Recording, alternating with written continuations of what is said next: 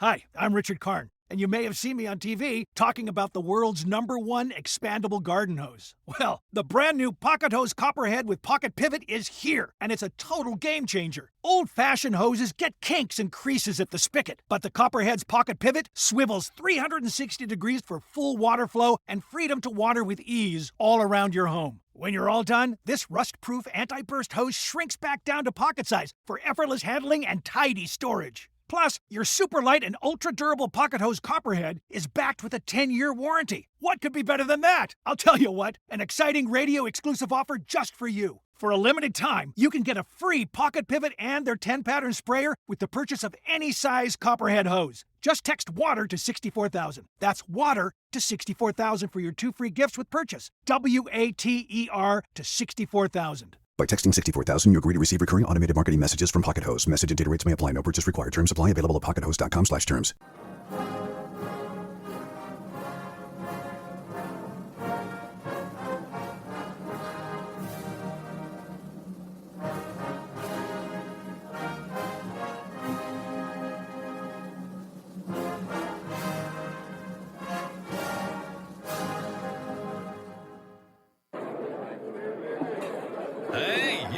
Hey, shh. Calm down. The show is about to start. Reese on the radio. Turn it up. Turn it up low. Turn it up loud. It's like a dream come true. Turn on your radio. Reese is on the radio. Yo, let's get it. Due to the nature of this program, discretion does not exist. It's Reese on the radio. Right now on WTIC News Talk 1080. Oh, baby. Hello, everybody. Reese on the radio on News Talk 1080 WTIC. Boy, I hope that video of those 2 white people in New York City keeping that black woman from her job, boy, I hope that doesn't go viral. Oh, man. Boy, I hope the video of the white man and the white woman blocking a New York street, keeping a black woman from her job so she could feed her babies. Boy, I hope that doesn't go viral. Baby, if that goes, oh, what the hell am I saying? It's already gone viral. It's everywhere. There were black people sitting up there going, I cannot believe I stood with these people. I cannot believe that I was standing with these people. They ain't even going to let me go to work. They ain't even going to let me go to work. I stood with these people. I was with them. They was with us. They was all anti-Trump, and now they ain't going to let me go to my job. I'm trying to take care of my babies. Oh, baby, I hope it don't go viral. Oh, it's going viral. It's going viral. Oh, man. Yes, thank you, Michael. Michael's in the chat room. Michael, let me read what Michael just wrote. He says, hey, Reese, your barking about the Meriden kid and his dad yesterday must have hit a nerve because this morning the news was reporting his name and where they were sent. Yes, they were. We'll get into that because I have so much more to talk about that. I'm going to inundate you with that. I got some stories about in North Haven. That's absolutely funny. They're calling it Popsicle Gate. That's going to be great. That's going to be fantastic. Can't wait to talk about that. I don't think our guest, the communist, is coming on. I just texted him. I'm not getting a response. Whatever. They don't want to be challenged. They just want to bark. They just want to scream. They want to holler. They don't want to be challenged. I at least want to be challenged. Come on the show and challenge me. But they won't. Whatever. Today I just have to tell this story. If you've watched the news lately, you've probably heard this or saw this video of Harry Enton of CNN talking about immigrants and polling data related to illegal immigration. And this video has gone viral and has become important as a talking point for conservatives. But it doesn't go far enough because Harry Enton is just a polling data guy. What CNN should have done afterwards was explain why these numbers say what they say. So they left it to me, and I will do it for them. Because as I'm watching this, and I saw it last night, I saw it this morning, everyone keeps playing it. Harry Enton's getting a lot of burn over at CNN. No one watches the network because they don't have to. They just watch them on everybody else's shows.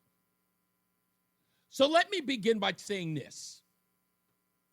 The polling data says, to the surprise of Democrats, that immigrants in this country are more aligned with Donald Trump than they are with Democrats. And Democrats who like to say to black people, boy, what you doing voting with them Republicans? You black, you supposed to be a Democrat. That's the same thing they say to immigrants in this country. You an immigrant, boy. You supposed to be with the illegals. But they're not. They're not. And while they're showing this data over at CNN and not explaining it, they're failing to recognize that they used to be able to tell immigrants that. And immigrants sided with Democrats. But something else happened. Something really bad happened. And I'm going to lay it out. Let's start with Harry Enton and his polling data. How do immigrants feel about illegals? How immigrant citizens, voters, feel about people in the country illegally. Yeah, and this is where it all kind of comes together, Kate Baldwin. Look at this.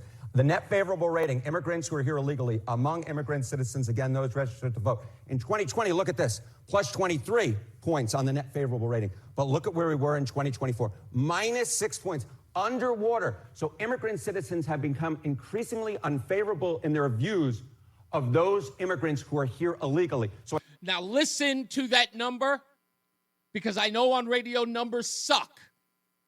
In 2020, where Donald Trump lost the election, allegedly, when Joe Biden was the president of the United States, in 2020, Democrats were at a plus 23 with illegals. Illegals were plus 23 on the side of Democrats when it came to illegal immigration.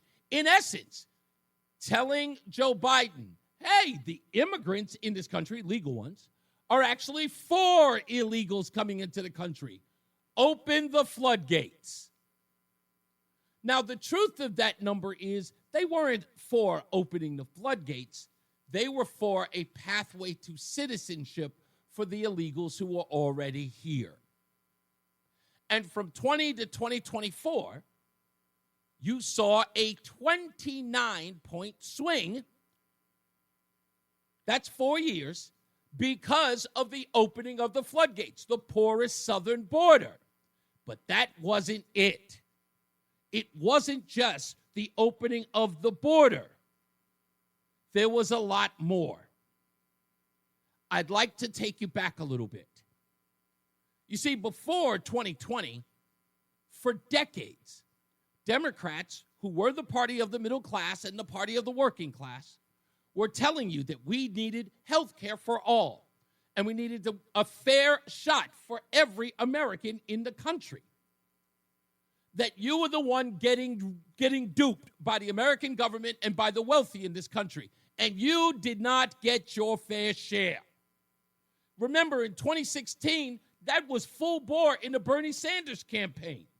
And everybody knows there is something wrong when we are the only major country on earth not to guarantee health care to all people. That was Bernie Sanders this year. But it didn't matter. That could have been Bernie Sanders any year. In the last 20, he's been repeating that over and over again, that we don't have health care in this country for American citizens. That's what you were sold on. In fact, when polling data comes out every election, Americans say that health care is, if not number one, number two, or number three on their list. Climate change, dead last. But nonetheless, health care is always on the top of the list. It's always in the top 5. In fact, I don't think it's gone below top 3. And remember, Bernie Sanders was also the guy who said we have to stand for all types of justice. This was him at Coachella. But then again, this could have been Bernie Sanders anytime. We need you to stand up to fight for justice. to fight for economic justice, social justice, and racial justice. That's what they were. That was what everybody was supposed to be standing up for. That's what the Democrat Party stood for decades. Then something weird started to happen. Certain individuals started letting little things out of the bag. They started letting little things out of the bag. And it was sometimes flippant. Some people tried to draw attention to it, but it was no real attention brought to it until this happened.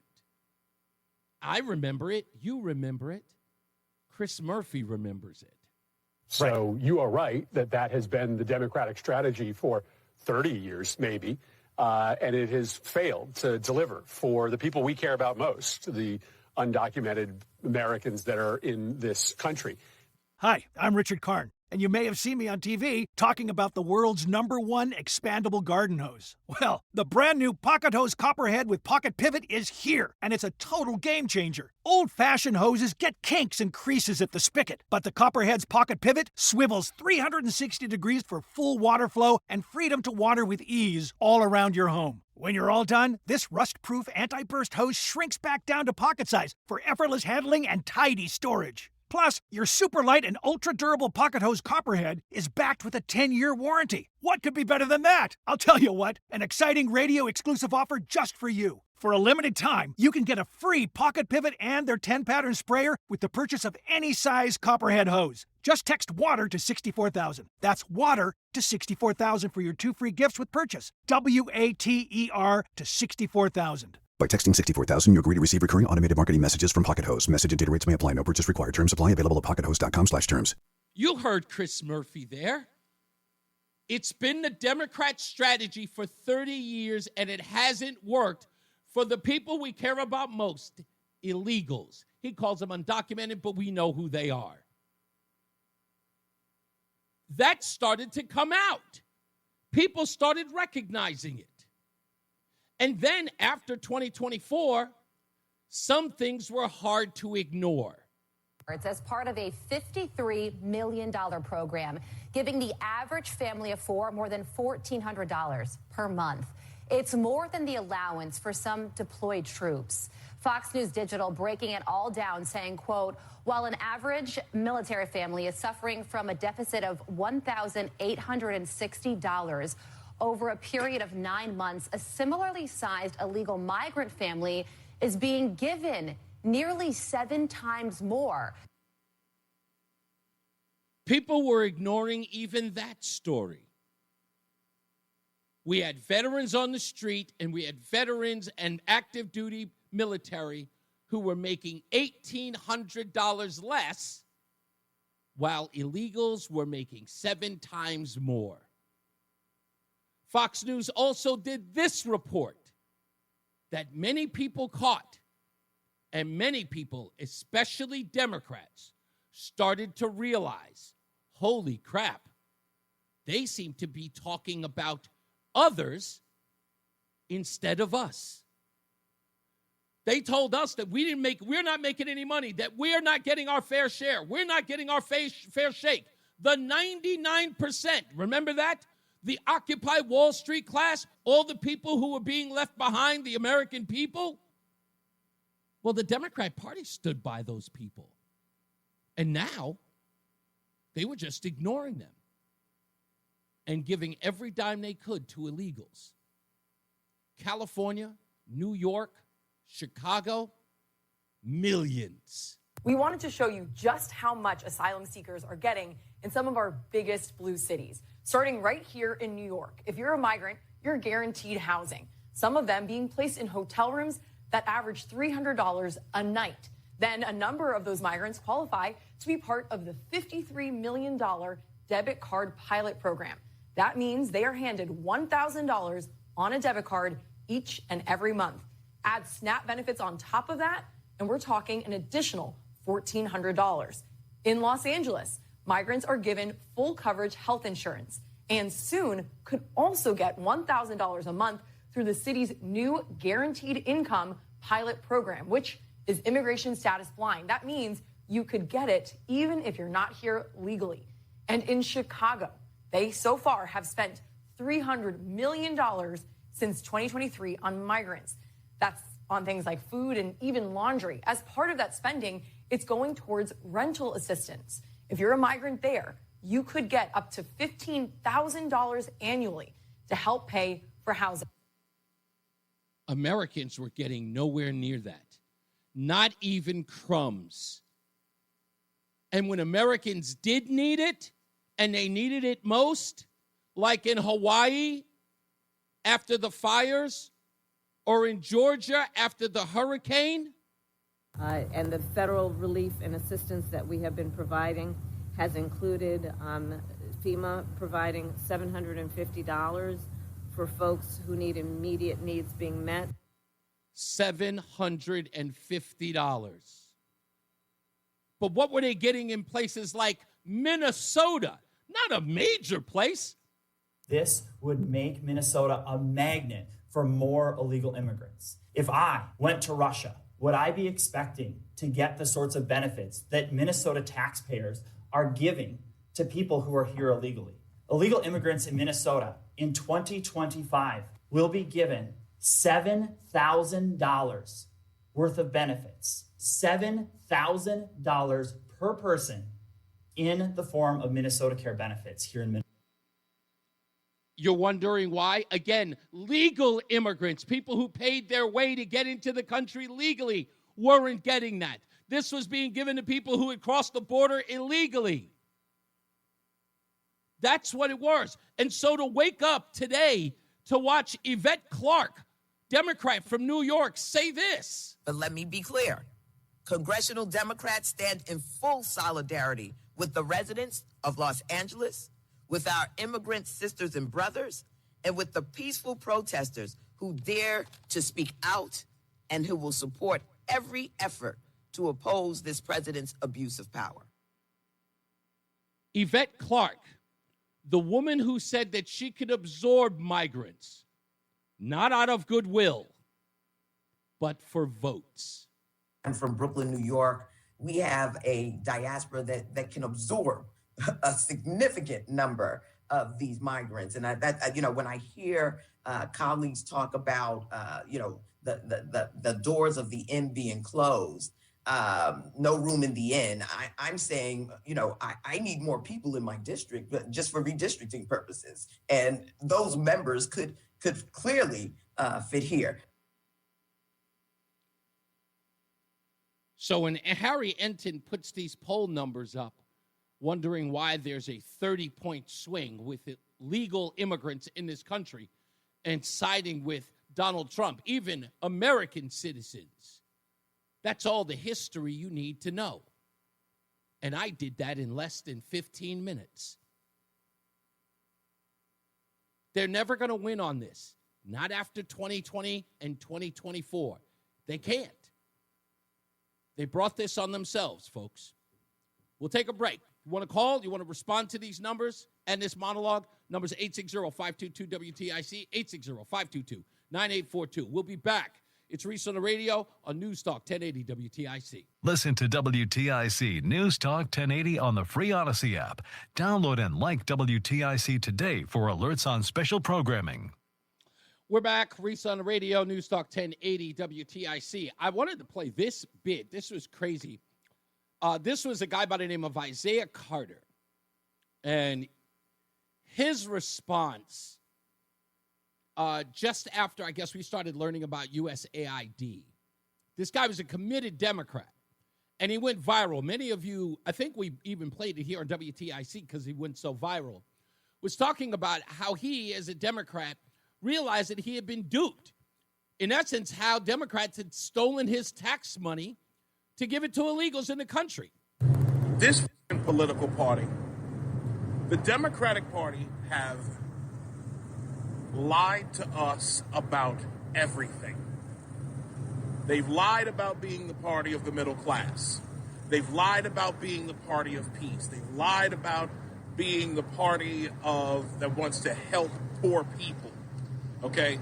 What the last several weeks have proven to us all is that this is a cadre of criminals and losers and spoiled children of affluent parents who were more concerned about looking good than actually doing good. These are people who were more concerned about looking like they were doing something for the American people than actually doing things for the American people. And that's why I'm so angry.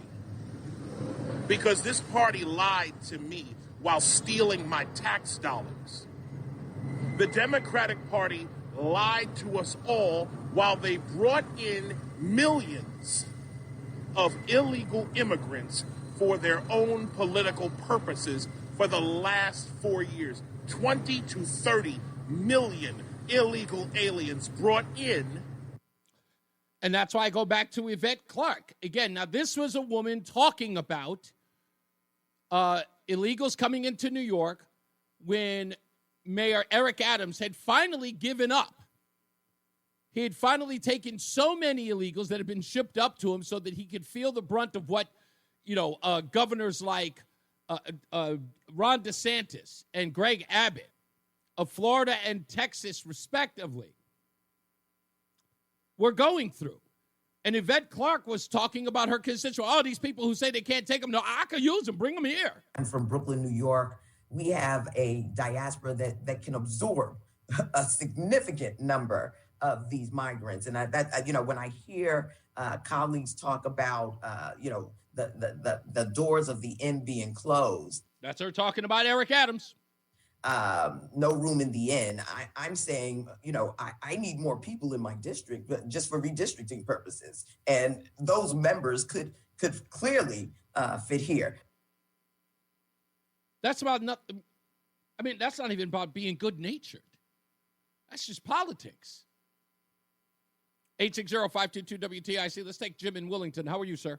Hi, I'm Richard Karn, and you may have seen me on TV talking about the world's #1 expandable garden hose. Well, the brand new Pocket Hose Copperhead with Pocket Pivot is here, and it's a total game changer. Old-fashioned hoses get kinks and creases at the spigot, but the Copperhead's Pocket Pivot swivels 360 degrees for full water flow and freedom to water with ease all around your home. When you're all done, this rust-proof anti-burst hose shrinks back down to pocket size for effortless handling and tidy storage. Plus, your super light and ultra-durable Pocket Hose Copperhead is backed with a 10-year warranty. What could be better than that? I'll tell you what, an exciting radio-exclusive offer just for you. For a limited time, you can get a free Pocket Pivot and their 10-pattern sprayer with the purchase of any size Copperhead hose. Just text WATER to 64,000. That's WATER to 64,000 for your 2 free gifts with purchase. WATER to 64,000. By texting 64,000, you agree to receive recurring automated marketing messages from Pocket Hose. Message and data rates may apply. No purchase required. Terms apply. Available at pockethose.com/terms. Yes, sir. Nice to talk to you. I don't know where to start with this. So let's just start with this. It was Ronald Reagan who gave amnesty to what, 5 million people? Indeed. On the promise that we would get legislation change concerning immigration law. It was Donald Trump who offered DACA, 800,000 at the time. Mm-hmm. He offered it to Pelosi and Schumer. He said, you know what? Let's figure out a way to get that, keep DACA. Let's register them in a certain way, get them in the line where they belong. Yep. Or path to citizenship. And then then Trump doubled it to, I believe it was 1.7 million in total. I think you're right. Words, yeah. The families included. We never heard from that issue again. It was President Obama who right now still holds the title for deporter-in-chief, yet not a peep out of anybody. It was Bill Clinton, Obama, Biden, Trump, Biden in other ways, but in State of the Union addresses that spoke to what was going on to a country if you had the type of illegal immigration that we have today. That's right. We can go on and on with this. And I'll tell you, the representative in New York who talks about about our brothers in arms, our immigrant brothers in arms. Yeah. What are the American citizens that can't find the housing in New York City and other places in New York? Are they brothers in arms? No. Are the veterans that are living in the subways and in other places brothers in arms? No. Are American citizens in general brothers in arms when it comes to these policies? Look, you couldn't paint a starker contrast of what these people think of the American people versus illegals in the country. And that was the reason why I played the Kamala Harris clip, because it may not have been her policy, but it was definitely her administration's policy. At the time we were learning that millions of dollars, hundreds of millions of dollars, were going to illegals in the country, we watched two tragedies with American citizens in Hawaii and in Georgia. Not to mention, we didn't even get to, North Carolina, western parts of North Carolina, who were also hit by Hurricane Helene. They went on camera and offered those folks $750, and they had to apply for it. So if there was ever a starker contrast, that was it. Well, let me add to it. Let me add to that. We had I think it was 68 or 70 illegal immigrants landed on, I believe, Martha's Vineyard. Yep. Where all this compassion from the left, all of this fake outrage, how fast were they off that island? Wasn't it crazy? Who got them off that island? The people who lived there. And you know what, Jim? What we're missing there was a small little part of all of that Martha's Vineyard nonsense. Because those of you, if you missed the story, Ron DeSantis sends a private plane with about 38 people to Martha's Vineyard. He sends them to Martha's Vineyard, I might add, off season. It's in the cold, like it's in the winter time, right? It's not even really, it's not like peak season for going to Martha's Vineyard because it's cold by the water. And there's nothing but housing that people are only going to visit during the summer. And people were out. We just don't have the capacity to house these people. What are you talking about? Every place in here is empty. House them somewhere. They were gone less than 24 hours, and they were put on a military base immediately. Yes, 24 hours. And the last thing I'll say, if I might, this whole thing out in L.A., we don't have to keep beating the dead horse. We know how policy is. We know what the hypocrisy is when it comes to all that. Oh, yeah. But the bottom line is simply this. They had unrest in that city for 2 days, and nobody in L.A. did anything about it. Period. End of discussion. That's it. And throwing rocks and burning and looting is not something that I would call peaceful protesting. Nobody calls it that. And this whole idea that you can get away with what happened in Minnesota and other places and think the media is going to cover it while you feign outrage from a political party from the left, that is history. That's absolute history. Jim, that is the reason why I'm playing these clips, because with that as the backdrop of Los Angeles, right? And we now know that there's riots in New York and there are also riots in Chicago that are anti-ICE and anti-removal of illegal immigrants from the country. What they're failing to realize is while they're rioting, as I said the other day, rioting through the streets to protect illegals, they never rioted for the people who didn't get any assistance during Hurricane Helene. They didn't riot where there were veterans out in the street who couldn't get, a place to stay or, room and board. Nobody rioted for those people, but they riot for the illegals. And nobody in their press carried the message. And let's carry the correct message. And I'll end with this. These Democratic Party politicians, the prominent ones, who is out there, Hakeem Jeffries, you can name them, who is out there advocating for the victims of the people who are in this country illegally that are criminals? I haven't seen any passion from Booker, from none of them. And you won't, because they think the winning side of this issue is being with illegals, and we already know the numbers bear out that that's not the case. But well, you know what? They need the chaos, Reese. They need the chaos. Oh, I agree. They need it. They have to have this chaos go as far into it, close to these midterms as they can. This is the only way they can frame Trump. They got to get that 56% approval down as to how he's handling things, and unless they see it go up, his approvals are going up. This stuff's going to continue. Yeah, indeed. You're right. That's the only way they'll stop. They'll see that polling data go up, and then they'll knock it off. Thank you, Jim, as always, sir. Good talking to you. speaking of, Jim, I got some stuff going on in New Haven very soon. I want to talk about North Haven, actually. We'll talk about that. Popsicle Gate, if you haven't heard about it. Small little story coming out of North Haven. It's actually pretty funny, but also a little unethical. Let's also remember that. It's a little unethical, but I'd love to hear your commentary about it. So that's coming up at about 4:35. We do understand that Eric Goodman from the Revolutionary Communists of America will be on the program. He actually just sent me a text and said that he will be here. So we'll see him or talk to him in a little bit, roughly about, let's say about 2 hours from now. We'll have him on the show. We'll talk about why he's protesting outside of City Hall in Hartford as well. And we got plenty of stuff to get into.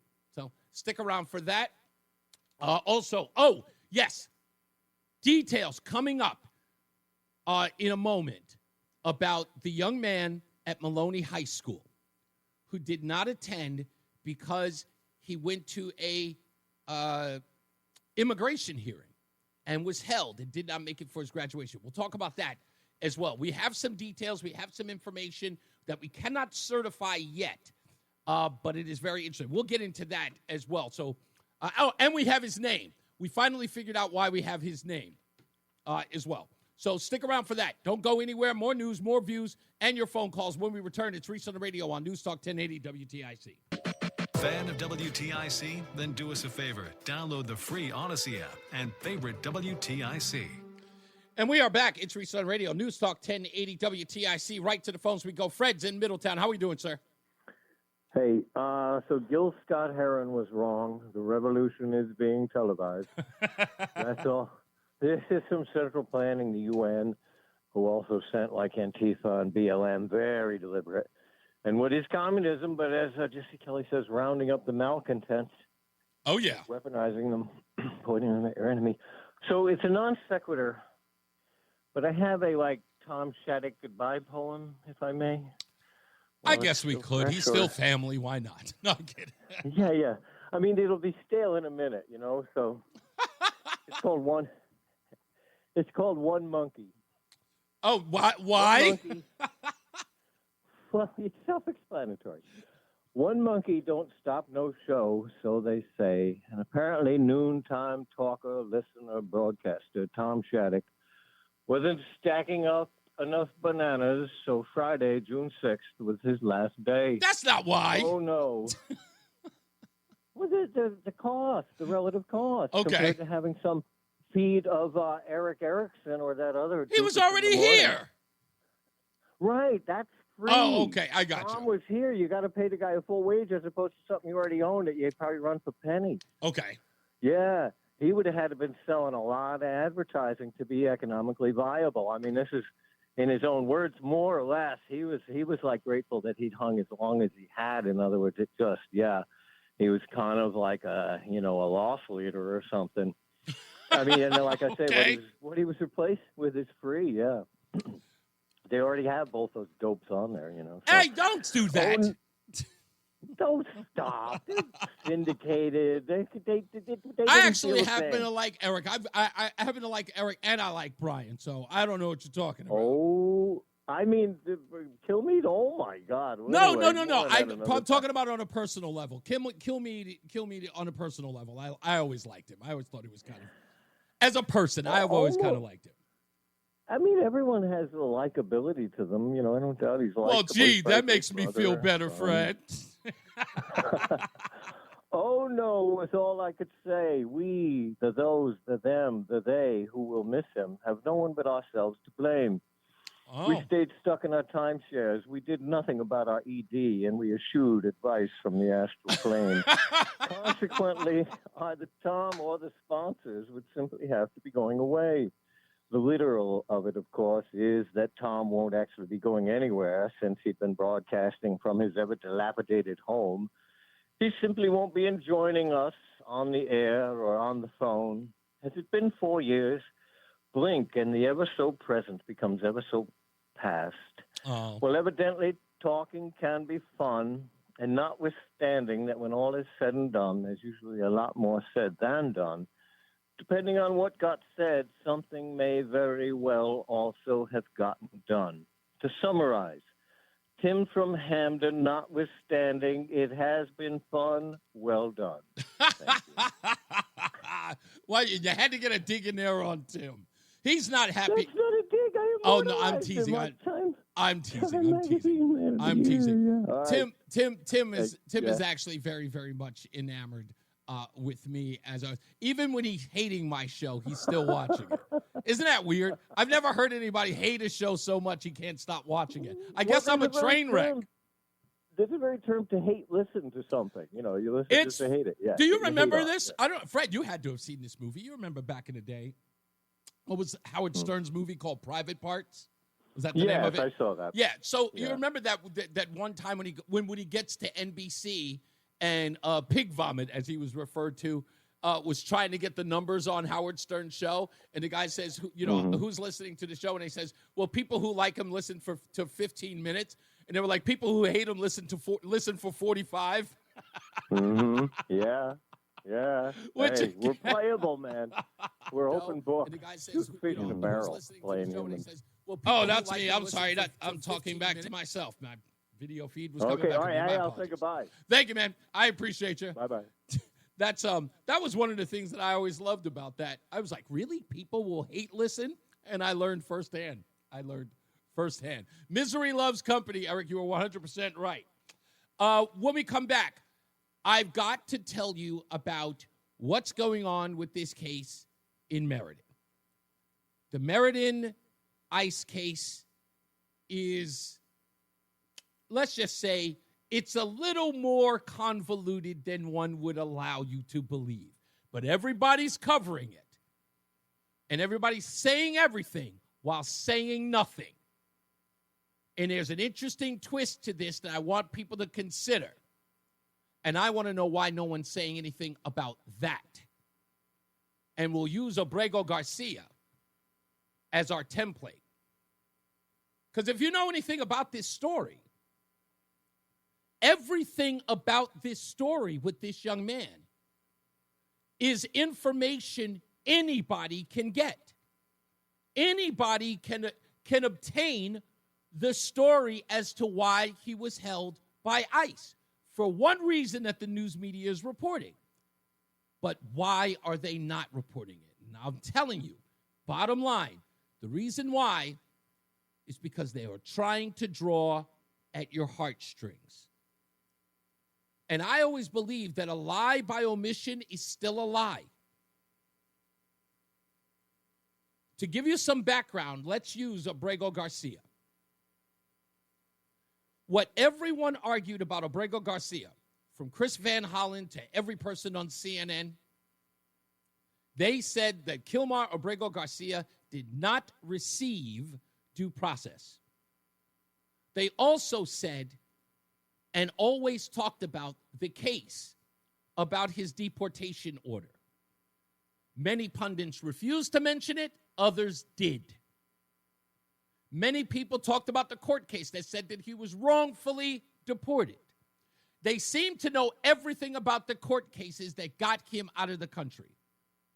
But with dealing with this young man out of Meriden, here's the thing that everybody reports on, but doesn't report on. He was held by ICE, he and his father, after an immigration hearing. Hi, I'm Richard Karn, and you may have seen me on TV talking about the world's #1 expandable garden hose. Well, the brand new Pocket Hose Copperhead with Pocket Pivot is here, and it's a total game changer. Old-fashioned hoses get kinks and creases at the spigot, but the Copperhead's Pocket Pivot swivels 360 degrees for full water flow and freedom to water with ease all around your home. When you're all done, this rust-proof anti-burst hose shrinks back down to pocket size for effortless handling and tidy storage. Plus, your super light and ultra-durable Pocket Hose Copperhead is backed with a 10-year warranty. What could be better than that? I'll tell you what, an exciting radio-exclusive offer just for you. For a limited time, you can get a free Pocket Pivot and their 10-pattern sprayer with the purchase of any size Copperhead hose. Just text WATER to 64,000. That's WATER to 64,000 for your 2 free gifts with purchase. WATER to 64,000. By texting 64,000, you agree to receive recurring automated marketing messages from Pocket Hose. Message and data rates may apply. No purchase required. Terms apply. Available at pockethose.com/terms. Why is no one talking about what happened at the hearing. The hearing would tell you why he was held. Isn't that suspicious? Let's get to John Silva with Top of the Hour News. We'll be back. It's Reese on the radio. Making sense of the news. Yeah, even when it makes no sense at all. Now on WTIC. Angles, arm, hand, where do you throw it? All that good stuff. Hey, let's get into some headlines. It's time. If you haven't heard, Simone Biles has finally apologized for her comments against Riley Gaines, the NCAA swimmer. They were going in a back and forth about transgenders in sports, men in women's sports. And Simone Biles has finally apologized, saying that it was not a good thing to make comments about Riley Gaines' appearance, especially somebody who is short and stocky like Simone Biles is. And not only that, her publicist probably told her, hey, you got a Netflix series coming out, and, you're really trying to, bolster your image and do good things for women in sports. This may not be a good thing for you, and maybe you should step out of the limelight on this subject, which, again, is weird, but, that's where we are. Everybody feels like they have to make a comment about things, even when they shouldn't. So she has decided to apologize. Also, since we're talking apologies, it turns out that Elon Musk is apologizing too. Yeah. He's now saying that he may have gone a little too far. I wonder if he's going to call Donald Trump up. Hi, Dad. Sorry. Sorry, Dad. He may apologize. I don't know whether or not they're going to speak again. But at the end of the day, Elon Musk apologized. Someone who should apologize and hasn't, Terry Moran, formerly of ABC News, was finally fired over the tweet trashing Trump and Stephen Miller. You remember that? I told you when I played that clip by David Chilean, who's now with CNN, made that comment about Mitt Romney during the 2012 election, saying that Mitt Romney was partying while black people drowned. Yahoo had just been purchased by ABC News, and ABC News says, you're out of here. So it didn't look like Terry Moran was going to survive this at all. They used this excuse that he had a contract that was up on Friday, and they decided to just sever ties. They didn't renew him. If you're fired 2 days before your contract's over, you're fired. And that's how that goes. This story, I have to admit, is blowing my mind. Because if there's a way for you to lose credibility as a cause or any sympathy anyone would have for you as a cause, this one was it. I take you back a couple of years ago, and I just want to sort of put this in sort of a perspective where I know that this was a dumb thing to do. Do you remember where you were when Kobe Bryant died, Roland? Do you remember where you were? You remember what you were doing at all? Yeah, I was at home. You were at home, right? It was a Saturday or a Sunday, I believe, right? I know it was over the weekend. But it was in the middle of the day, and I remember when I saw it. Again, not a Kobe Bryant fan, because I'm a Boston Celtics fan, and I watched that championship where, you remember Paul Pierce finally got his ring. Yeah, so They should have won back-to-back. Yeah, they let Kobe get one. Yeah, exactly. But anyway, I was a part of that, but I was never a Kobe fan, but I understand the impact of Kobe. He was a killer. He was the Black Mamba, without a doubt. I watched plenty of games with him where I'd be screaming at him, going, damn, not Kobe. But that was because he was good, not because he cheated, because he was good. I mean, you have somebody that's like Reggie Miller in the Knicks. You can't hate on him because he's good. You just hate on him because he's beating you. So I never really had any affection or affinity for Kobe Bryant. But when he died, the day he died, I was in an argument with my ex-wife. At the time, we were just separated. Mary, she's been here on the show. And we weren't talking for about 5 weeks. And when he died, I was listening to Steve Hardly Funny, and he said something, if you can believe it, because I never liked him either, he said something that blew my mind. He said, if you got somebody that you got beef with, if you got somebody that you're not talking to right now, pick up the phone and call them. Don't ask for an apology. Don't even apologize. Just go, hey, man, Whatever we had is over because we never know what time we have. And I'm not going to lie. I was just listening to Steve Hardly Funny, and he said that. And I immediately texted my ex-wife, and I said, you know what? I don't care what we were arguing about. I forgive you. I hope you forgive me. I don't want to be enemies anymore. Please, I just want to be friends. And she immediately called me and said, what's going on? I said, Kobe's died. And I said, I cannot believe it. And I was, again, awestruck about his death. So it blew my mind. It's like, damn, Kobe's gone. I didn't even realize it would affect me like that. Like, I couldn't understand. It affected everybody I knew who, were Kobe haters, if you will. Sports, all sports related. But it blew our minds. What? Kobe's gone? So to hear the story today that the mural in Los Angeles was defaced by anti-ICE rioters, I couldn't be more angry. Like, in Los Angeles, they didn't have enough respect for Kobe? Now, I know it's just a mural, but geez, man. If you ever want to show your disdain or just your lack of couth, I couldn't believe that they would deface that. Because like I said, I don't care who you are or where you are, Kobe Bryant means something. To a degree. Not his relationship in that whole affair thing and the Denver case. There are some people who, that's all I need to say. Kobe Bryant is Kobe Bryant. I just couldn't believe that they did that.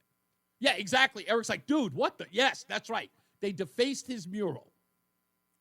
Couldn't believe it. Also in the news, a federal grand jury has returned a 3-count indictment charging Democratic Rep. LaMonica McIver with forcibly impeding and interfering with a federal law enforcement officer at the Delaney Hall Detention Center in Newark last month. You remember, she was the woman who was out there with ICE agents throwing them bows like Ludacris. Her little chubby self in the red jacket. You remember, it was national news.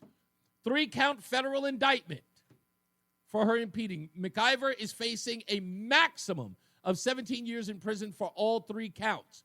If she's smart, she'll plead out. If she's smart. Let's get to the phones. 860-522-WTIC. Mark's in West Hartford. Hello, sir. Hey, 2 quick things. For one, I need an assist with, and we'll go with that one first. We need to find Miguel Cardona's contact info. Yes. He made a statement regarding the student in Meriden that was picked up by ICE. Yeah, I have it. And Entity said the student didn't commit any crimes. How does Miguel know that? Exactly. How does he get to make that statement? I don't know. But I can't get a hold of them. Literally, like I looked up everywhere. I'm hoping maybe TIC News Department, who I always bash, maybe they can get in my good graces, hand it to you, and give it to me. And now here's the other thing. This blew my mind today. So I got a few white mics in my life. I'll put it that way. And one of them today, you just brought up how they defaced the mural. Yeah. And obviously we're seeing a lot of Mexican flags, and we're talking about now reparations because they occupied the earth. This guy said something to me, kind of blew my mind, but I kind of understood because I know his mentality. Yeah. He goes, you know what? Good luck to any contractors coming to my house, because the first thing I'm going to ask them, you got Mexicans on your crew? So he goes, if I ever need a roof, guess what? I'm going to go out of my way to make sure that I want to know who's going to work on my property. Yeah. And I go, wow, I didn't even think of that angle. Like, if the Mexican community, and this could happen. Yep. If this guy said it to me, he's not the only one thinking this. He's already soured. He goes, restaurant? He was started like going off on a tangent. He goes, I know restaurants. Most of their crew in the kitchen is Mexican. You think I'm going to go there and give my money to them? This is how they think of America? And I'm telling you, if anybody's listening, call me crazy. I'm just going to go by this guy. And sometimes they speak, maybe there's a bigger percentage than I think. No, it but is. I thought Listen. It was interesting that he brought this up. It's a growing sentiment. You cannot stand on the news waving foreign flags while things burn and think the American people, just fair-minded, reasonable people, are going to say, I support that. They just can't. And I know that, look, And the people who do support it don't have the disposable income to support that behavior anyway, if you really think about it, right? Those people never put their money where their mouth is. You never, and look, and what are the examples that we have? When Target... Hi, I'm Richard Karn, and you may have seen me on TV talking about the world's #1 expandable garden hose. Well, the brand new Pocket Hose Copperhead with Pocket Pivot is here, and it's a total game changer. Old-fashioned hoses get kinks and creases at the spigot, but the Copperhead's Pocket Pivot swivels 360 degrees for full water flow and freedom to water with ease all around your home. When you're all done, this rust-proof anti-burst hose shrinks back down to pocket size for effortless handling and tidy storage. Plus, your super light and ultra-durable Pocket Hose Copperhead is backed with a 10-year warranty. What could be better than that? I'll tell you what, an exciting radio-exclusive offer just for you. For a limited time, you can get a free Pocket Pivot and their 10-pattern sprayer with the purchase of any size Copperhead hose. Just text WATER to 64,000. That's WATER to 64,000 for your 2 free gifts with purchase. WATER to 64,000. By texting 64,000, you agree to receive recurring automated marketing messages from Pocket Hose. Message and data rates may apply. No purchase required. Terms apply. Available at pockethose.com/terms. And when, what's the other company? Oh, Bud Light. When these folks went in the opposite direction, when they went to the 20 towards an 80-20 issue, what did people do?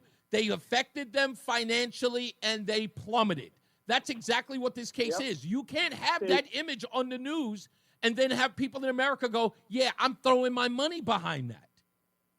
But I'll leave you, and I'll leave you. I know other people want to call, but the one thing you just said is like, and the people who support them, you know, I love when they go out, the man on the street, because you know that 80% of these people don't even know what they're supporting. You know, like if you went to them with that, don't you love it? It happens. You can go on YouTube and find it all the time. Why are you here? What are you supporting? You don't even know what they're supporting. Especially when they're paid. Thanks. You got it, boss man. Let's go to Kurt, who's in Bristol. How are you, Kurt? Hey, I'm all right. How are you? I'm good, sir. What's up? Not too much, man. It's just that it defies common sense to a degree that seems impossible in the United States of America. You know, you seem to think that it's okay to violate the law without limits.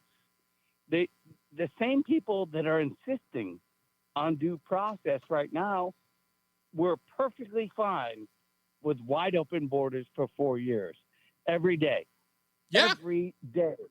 Thousands of folks poured over the border against the Constitution, against the rule of law, against everything that makes any sense. And now when you try to reverse it, but we have to do this and we have to do that and we must, and that now they're talking about costs. They all of a sudden, Democrats are cost conscious. All of a sudden, Democrats are Constitution conscious. Oh, I found that. You know what? Let me tell you this, Kurt. And I don't even talk about that enough. I spent the better part of 40 years, and I'm not kidding. I'm 55. 40 years I have heard the layperson refer to the Constitution as a living and breathing thing that needs to be amended ad nauseum, right? The Constitution was written for the white man. It wasn't written for everyone. Now, all of a sudden, we have a constitutional crisis. The Constitution is being trampled on. I'm like, what? How many constitutional crises, and that's the correct word, crises, have there been since Donald Trump took office? Last I checked, there had been 17, and yet the Constitution stands, and the Republic, more importantly, the Republic stands. Exactly. They don't understand. You will hear them call it a democracy. It is not a democracy. It is a representative republic. You know what? Hold on. Can you hold on for me, Kurt? Let me see if I can find this for you.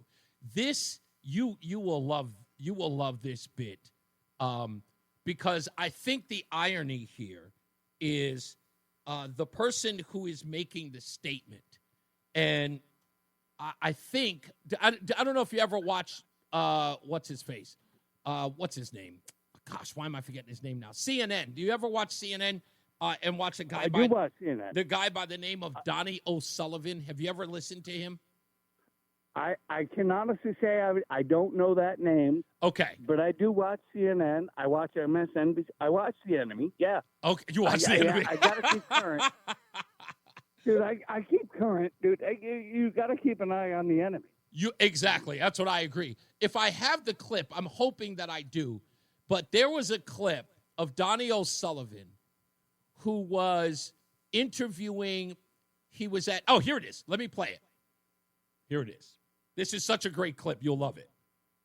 Hopefully it sets up right now. Come on. There we go. What happens if Trump loses? I don't see him losing. I don't think he lost the last election, to be honest. Do you think he's going to win? Yes. Without a doubt. No doubt. What if he doesn't this time? What happens to the country? We're in trouble. We're in big trouble. Done. If Biden talks about democracy, saving democracy, they're the ones that are killing democracy. Obviously, there's a lot of criticisms of Trump that he is bad for democracy, that he's bad for American democracy. Okay, we are a republic. We're a republic. We are We're not a a democracy. republic. We're not a democracy. One thing we've been hearing at Trump rallies like this over the past few months is that America isn't really a democracy. America's not a democracy, it's a republic. It's not a democracy. Okay, democracy is actually not as good as you think it is. But for centuries, America has celebrated its democracy. Democracy is worth dying for. Democracy remains the definition. Now, I go to this only because Donnie O'Sullivan is from Ireland.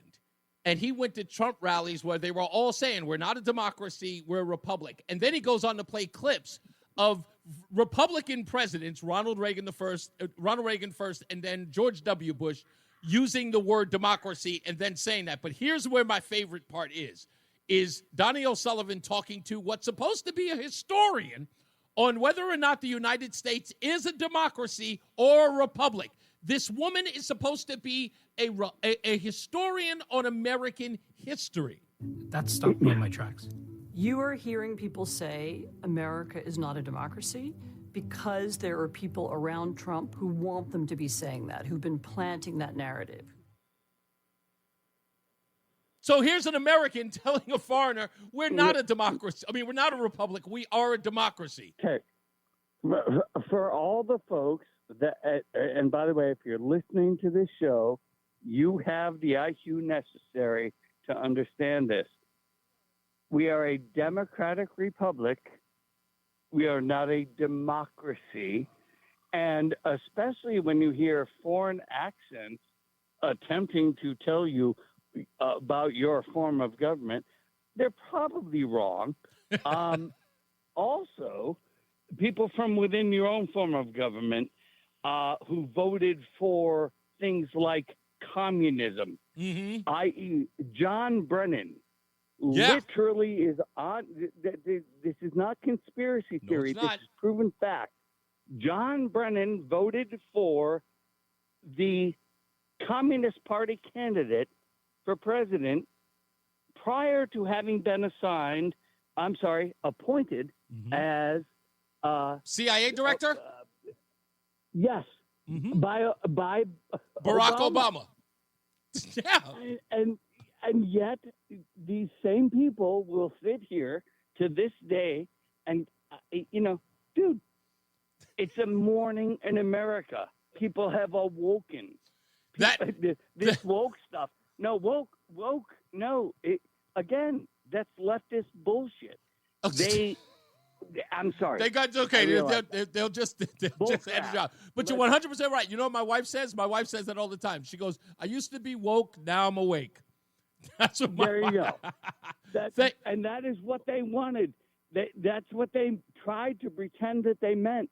Yep. No, the exact opposite. The left uses the exact opposite every time. Orwell's 84. Yeah. Read it. That is the reality. Yeah, it's funny. I think they're using it. I think they're using it as a playbook. I got to go, Kurt, but thank you, sir. I got to take a break. Thank you, sir. You got it. Passionate, as they all should be. That's a good point. Brennan is a communist lawyer. You're 100% right. All right, when we come back, we're going to tell you the details about Kevin Rosario Moreno, again, Kevin Rosario Moreno, and the efforts to get him back from ICE custody. All right, when we return, this is the high school student that was detained. We'll break all that stuff down to you when we get back, so don't go anywhere. It's Reese on the radio on NewsTalk 1080 WTIC. It's Reese on the radio. Ask your doctor if common sense is right for you. On NewsTalk 1080 WTIC. Now, I'm going to begin this by saying, please, Meriden Mayor Kevin Scarpati, if there is anyone from your office, maybe a friend, maybe a neighbor, if you could please get in touch with Meriden Mayor Kevin Scarpati and ask him if he could tell the rest of us, since out of his own mouth he says he has spoken to the family of Kevin Rosario Moreno, that he would tell the rest of us why Kevin Rosario Moreno was detained after an immigration hearing. Because I would imagine that his family would know. It is being expressed by the news media. It is being expressed on TikTok and on Twitter, or X, that Kevin Rosario Moreno was kidnapped by ICE. This is a lie. Hi, I'm Richard Karn, and you may have seen me on TV talking about the world's #1 expandable garden hose. Well, the brand new Pocket Hose Copperhead with Pocket Pivot is here, and it's a total game changer. Old-fashioned hoses get kinks and creases at the spigot, but the Copperhead's Pocket Pivot swivels 360 degrees for full water flow and freedom to water with ease all around your home. When you're all done, this rust-proof anti-burst hose shrinks back down to pocket size for effortless handling and tidy storage. Plus, your super light and ultra-durable Pocket Hose Copperhead is backed with a 10-year warranty. What could be better than that? I'll tell you what, an exciting radio-exclusive offer just for you. For a limited time, you can get a free Pocket Pivot and their 10-pattern sprayer with the purchase of any size Copperhead hose. Just text WATER to 64,000. That's WATER to 64,000 for your 2 free gifts with purchase. WATER to 64,000. By texting 64,000, you agree to receive recurring automated marketing messages from Pocket Hose. Message and data rates may apply. No purchase required. Terms apply. Available at pockethose.com/terms. Because the news is reporting he was detained with his father at an immigration hearing. What many people have called due process.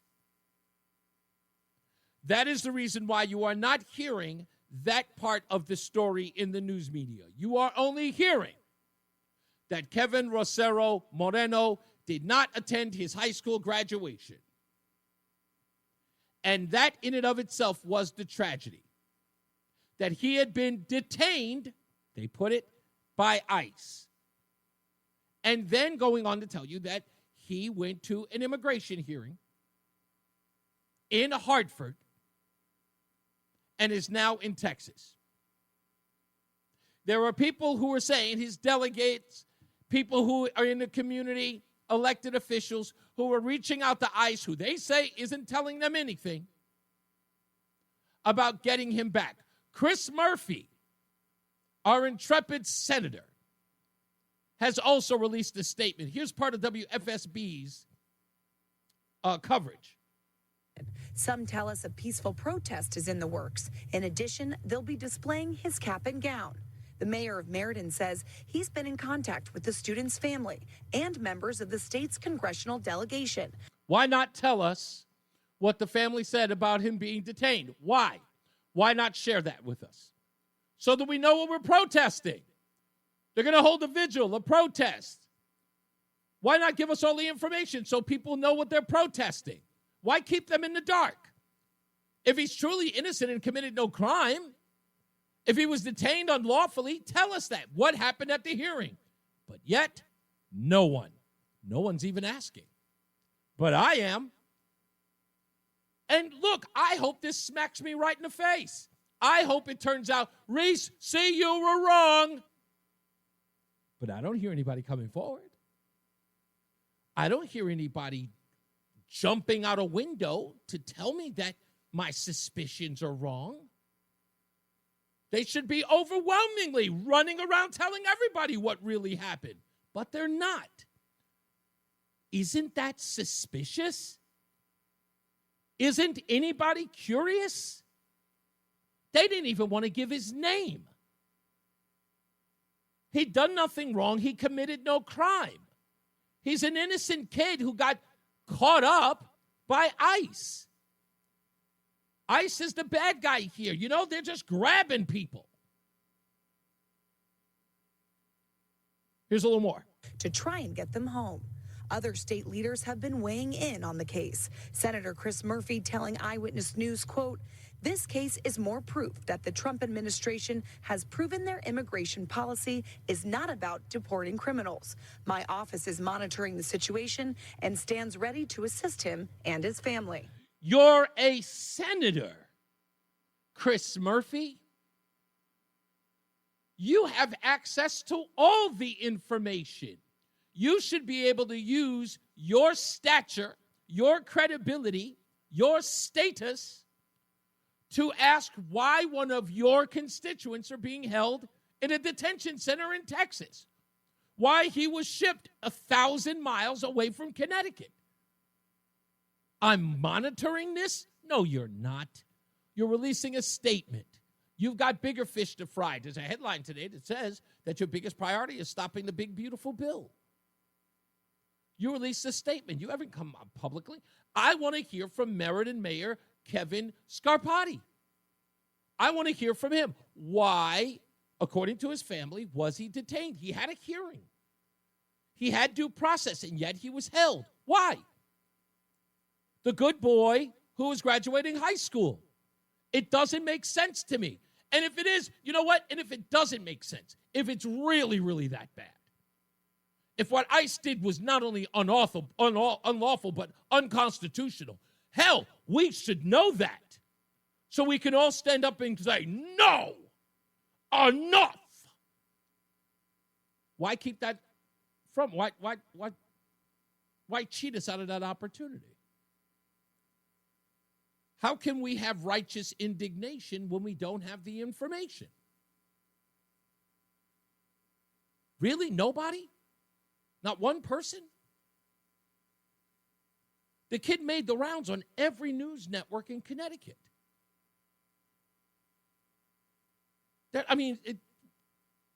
Someone. 860-522-WTIC. Let's go to Christine in Middletown. How are you, Christine?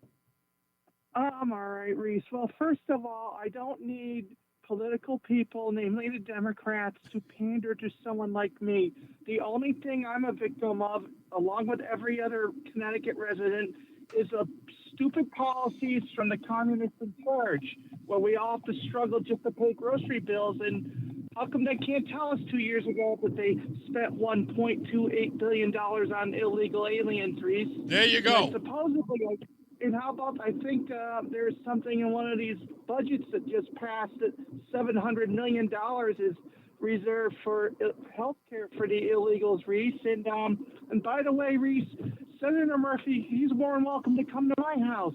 He could tell my nephew and his wife, who came legally last year from the Philippines, and we have a 4-month-old baby in the house, how come they get nothing like everyone else do? Spent the money with lawyers and did the legal process and did it right. And they have like the proverbial door slammed in their face by the communists in charge, Reese. Christine, let me tell you this. This is gonna blow your mind, right? You're talking about the budget. I'm going to talk about this in the 5 o'clock hour. This one should blow your mind. So you know that each school district is going to be getting a portion of that money, right? Like they're going to be doled out from place to place. So I looked at this. This really, really made me mad. It'll probably make a lot of people mad. So according to fiscal year 2025, they've made up a list. Here's what the story says in the Hartford Courant. See how much No, this wasn't the Hartford Courant. I apologize. This is New Haven Register. See how much education funding your Connecticut town is set to receive under the new state budget. This came out today. So I'm looking at the number. Bridgeport is getting $201 million. $201 million. That's not even the scary part. I looked up that region in West Ham. Do you know that Bridgeport is 92% minority student? 57% of that is Hispanic or Latino. They're getting more money than some, I think, 4 regions combined. That's how much money they're spending. Unreal. It's crazy. 201, and the graduation rate is below 50%. And yet, the rank and file teachers are going to have to pay out of their pocket for school supplies for those kids who are not going to be able to graduate with life skills. Exactly. 100% right. Again, all of this is insane, and it's typical at this particular point. But that's what you get. That's what we get. Thank you, Christine, as always. I appreciate you. You got it. I'm telling you, I don't get it. Somebody's got to tell me if he had an immigration hearing. I mean, the immigration hearing, that's somebody should be able to get the information on what happened at the hearing. Shouldn't they? I tried. Somebody's got to have more pull than I do. Let's go to Everett. Everett's in East Hartford. How are you, sir? Good. Been a while. Yes, sir. Before we get into your topic, last Friday I was listening, and I kept yelling at the radio, the Louisiana Purchase. Everybody blames the United States about, how unfairly we treated Native Americans. Oh, yeah, that was the Native. Okay, so the Native American conversation. Yeah.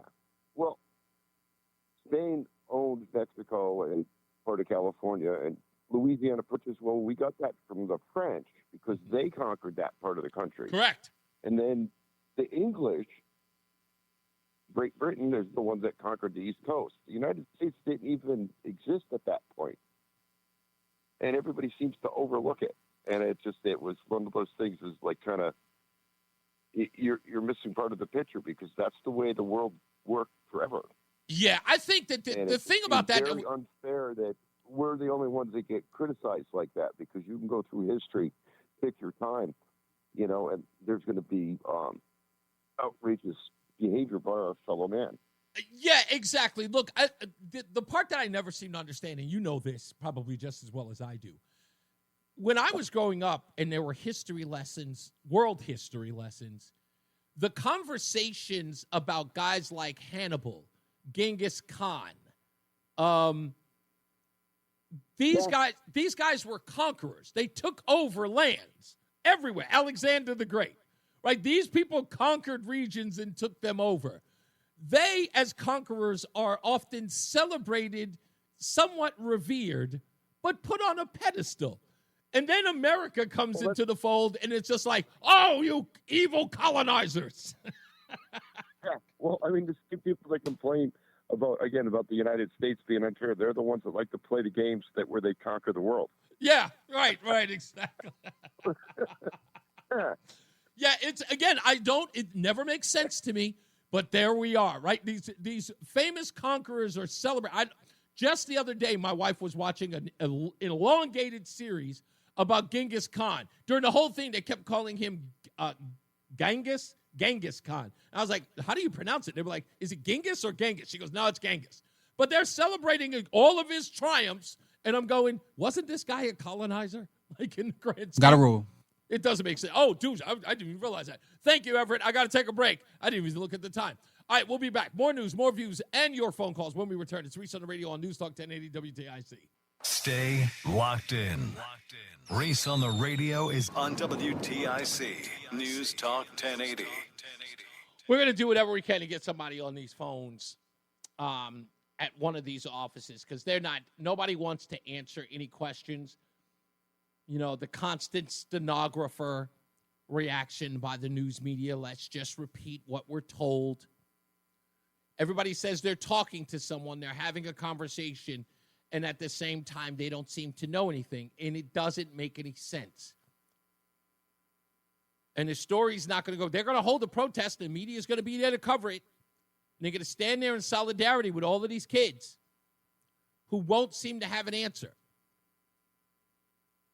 And the objective is to draw attention, like LA is doing, on the subject of illegal immigration. But I'm just saying, if you want me to have empathy, if you want anybody to have empathy, you tell us what's going on. You're forthcoming with it. But to think that I wouldn't notice that you're saying everything and nothing? The kid was detained. Okay. Then we had to find out that he went to an immigration hearing. So we find that out. We had to find out that he went with his father. His father and he were detained. Okay, that's interesting. They have elected officials talking to the parents. Then we find out we're not releasing his name. Then the news media is saying we're not releasing his name. Then I go to WFSB, and they're saying his name. If you want to, I mean, you're supposed to paint a picture of this person that we're all supposed to be awestruck behind. Kevin, they took him. He was about to graduate. Heartstrings pulled. Okay, we're in. Now what? Tell us why he was detained. Nothing. And then to offer up he had committed no crime? Okay. Well, there had to be a reason why he was detained, because ICE wouldn't take him unless a crime was committed. Oh, that's right. You don't consider coming into the country illegally a crime. All right. But if he didn't, and he's just some kid who's lived here all of his life, and you want to get him back and you can, well, we want to be a part of that effort, right? This is a feel-good story, you know? Imagine what you could do. You could finally face the big orange man, Trump. You want me on board? Guess what? I'm a MAGA guy. Get me on board. Tell me what's going on. Come forward and say, tell me all the details, the dirty deets, as they say. Give them to me. If this kid's really on the up and up, I got your back. And then you can say, hey, even a MAGA supporter supports Kevin coming home. But you can't. You can't. And that's the rub. That's why no one can trust you. Fake and phony. You have every chance, and you could do it right now. But you know what? Your supporters and the people who believe this nonsense are stupid. And you know they're stupid. That's why you got their goat on this dumb story. We'll take a break. We'll be back. Let's get some weather and traffic.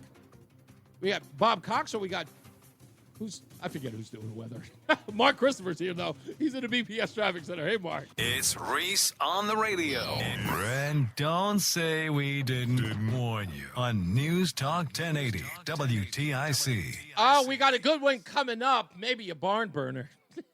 Eric Goodman of the, I always forget the name of his group, and he'll forgive me, Eric, for getting the name wrong. They are the Revolutionary Communists of America. He was at the protest this week in Hartford, rallying, of course, people together to support those protesters in Los Angeles and getting some attention for the Nutmeg State. So we'll talk to him about that coming up very soon. Also to find out, maybe see if he has any information about Kevin Rosero Moreno and his detainment, and whether or not they're going to be holding any rallies or joining the rallies to support him. Maybe he can answer some of the questions that I have about why they're keeping his status so secret. We'll talk to him about that. And, of course, what their group stands for, Revolutionary Communists of America. And we'll also talk about their stance on immigration, which I find weird. Like, it's, I don't know. I'll lay it all out when we have this conversation. He says to me, he says he was definitely going to show up. He's an honest communist. I didn't know there was a different kind. I thought communists were very honest about what they believe. So I have a lot of faith that communists, because to be a communist, you would have to be honest. That's one of those things, in my view. To say that you're a communist, I think You've already begun the honesty plight. Bob Larson is in for Jason Catarinas with weather, and Mark Christopher's in the BPS Traffic Center. Hey, Mark. President of the Chris Murphy Fan Club, Reese on the radio on News Talk 1080 WTIC. All right, I'm looking forward to this. Without further ado, on the program today is none other than Eric Goodman of the Revolutionary Communists of America on the phone with us. Eric, what is your station at the Revolutionary Communists of America? You a president, just a member, an organizer? What's your deal? Thank you so much for having me on today, Reese. I'm a humble organizer in the Revolutionary Communists of America here in Connecticut, and I've been involved with the party for about 10 years. Okay, and now your party, the Communist Party, is an interesting one. You don't support Democrats or Republicans. You make that very clear on your website. You seem to be anti-both. But I got to be honest with you. I looked at everything I could on the website in the time allotted, and you appear very much aligned with the average progressive Democrat today. Am I missing something here? Yeah, I think that really what it comes down to is that the Democratic Party, everything that they do is to co-opt any kind of progressive energy back into their machine, back into their kinds of politics. I mean, are you telling me that Democrats are incorporating communism into their party platform? Absolutely not. Absolutely not. Not in a million years. The Democratic Party, though, they claim to represent workers. They claim to represent oppressed people, black people, Hispanic people, queer people, Jews, Christians, everybody. And they claim to stand on the side of progress. But really, I think that they're really just a party that stands for bankers and landlords and the rich and the powerful. And they use the rest as kind of window dressing. They don't actually believe in what they claim to stand for. And if you really believed in the liberation of all these different oppressed groups and you believed in the fight against racism and homophobia and transphobia and the rest of it, you'd have to be against capitalism, I would say, because capitalism is at the root of all these different oppressions. Because, once again, to go back to Malcolm X, you can't have capitalism without racism. You can't have capitalism without oppression. You need the working class to be divided against itself. Okay, right now the working class is very much divided. Okay, I want to get into all of this. In fact, I might even extend this interview probably because of so much you just covered right then and there. So look, what I said in the beginning is that isn't the Democrat Party taking your point of views and introducing them into the Democrat Party? You say they're not. You said they only use them as window dressing. What I'm suggesting to you is I'm not saying that Democrats actually believe in communism. I'm just saying that they called what they believe Democrat policies while the rest of us are calling them communist policies. But I think you just reaffirmed that. No. What I'm saying is that you believe, look, everything you just said, that they believe in workers. So does AOC, the progressive wing, Jay Powell, Ayanna Pressley. Everything you just mentioned, we hear every day from your rank and file Democrat operative, if not talking head, if not elected official. They sound exactly like you, but you, as a communist, say that they're not honest about those things. They use them as window dressings while they shill for bankers and the elite.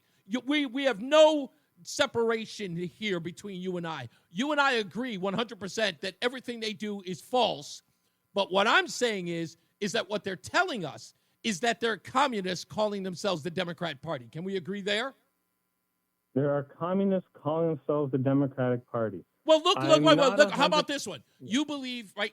The Communist Party that you're a part of, you believe in fighting against racial injustice, right? Absolutely. So does the Democrat Party. You believe that. You believe not that. Really. It's the Democratic Party that. It was the Democratic Party that came in swinging, the Democratic Party that controls the police departments, which are oppressing black and brown people. No. Let's not. No. I don't want to get into the weeds. I want to talk about where they stand as sort of a basic ideology. And you also said that capitalism is something that oppresses people, right? It oppresses workers. Democrats believe the same thing, hence the 99%. Occupy Wall Street. Who was behind that? The Democrat Party. I went to Zuccotti Park, spent plenty of days there talking to the people there, and many of them sounded like you. And they renounced and denounced the Democrat Party because why? They were communists and socialists. But the Democrat Party supported them writ large.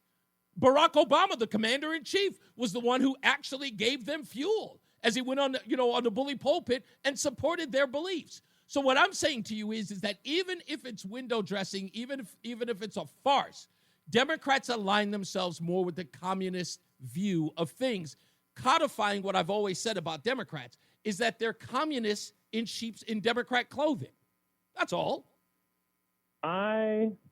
I'm still not 100% sure that's all. I mean, I think that when the Democrats say that they're against racism, when the Democrats say that they're for supporting Zuccotti Park, it's obviously it's totally hypocritical. Obama bailed out the banks. Indeed. Obama, he expanded the wars in the Middle East. Indeed. All the things that the communists are totally opposed to, and it's a bloodless communism. It's a communism without any, it's not communism by any stretch of the imagination, I would say. But, in the absence of any real alternative to the Democratic Party, it's very easy for them to posture in that way. Right. And, just for fairness' sake, the Republican Party is the wolf to the Democratic Party foxes. The Republican Party, it doesn't even pretend to care about these things. Because we don't need to. We don't need to, Eric. By the way, we're on the phone with Eric Goodman of the Revolutionary Communists of America. That's because Republicans and true conservatives don't need to. And let me explain that to you. If you've never heard this, I want to be the first to express it to you. No, because a lot of Republicans are shy. Conservatives are shy about their positions. And this is the reason why I'll never be a communist, and this is also the reason why I'll never be a Democrat. And that is because I do not believe in government interdiction into people's lives. In essence, I do not believe that I know better than you with how you should live your life. I do not believe that there should be government intervention into the things that make you whole or your pursuit of happiness. Should there be guardrails? Absolutely. And what I mean by guardrails are your freedom ends where mine begin.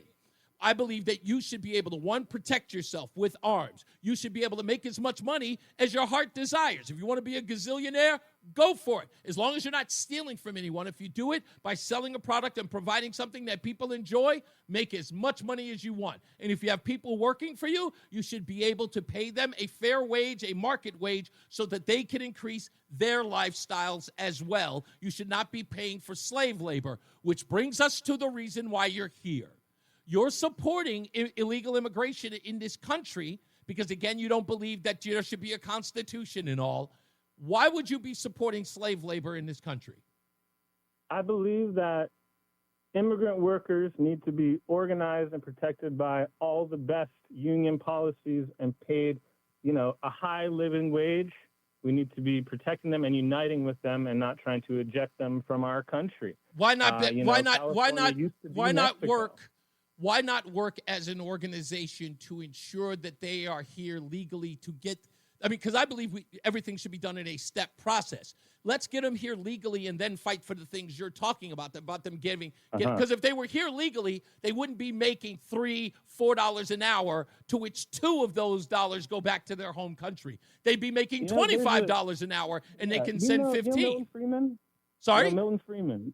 Yes, of course. A great quote. He says that immigration is excellent and valuable only so long as it is illegal. And I think that really encompasses the capitalist view of immigration. Yeah, if it's illegal, exploitable. If it's illegal, they can be deported at the first time that they speak up, the first time they get a parking ticket, whatever it might be. They can be deported as soon as they cause any kind of problem. They're not free. Exactly. And they can be oppressed and exploited to the worst possible extent. That's my point. So I'm not interested in deporting them. I'm interested in organizing them. No. I think that we have everything to be gained from organizing. You're putting the cart before the horse. You want them organized, but you don't want them legal first. Get them legal first, Eric. But the thing is, both parties are invested in keeping them illegal. I couldn't agree with you more. I couldn't agree with you more because it gives them an opportunity to line their pockets. what you're trying to say about not wanting the government to interfere with people's lives, I have some bad news for you. I agree.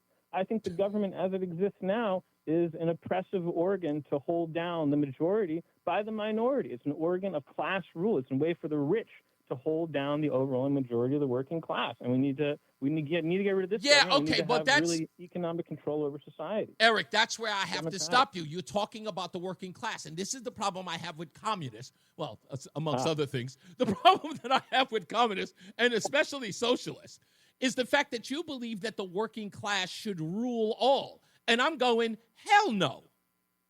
You didn't build anything. Why should you? You are a worker. Why should you be in charge of anything? No, with all due respect. Everything. We built everything. No. What are you talking about? No. You didn't. First of all, let's make sure that we understand each other, okay?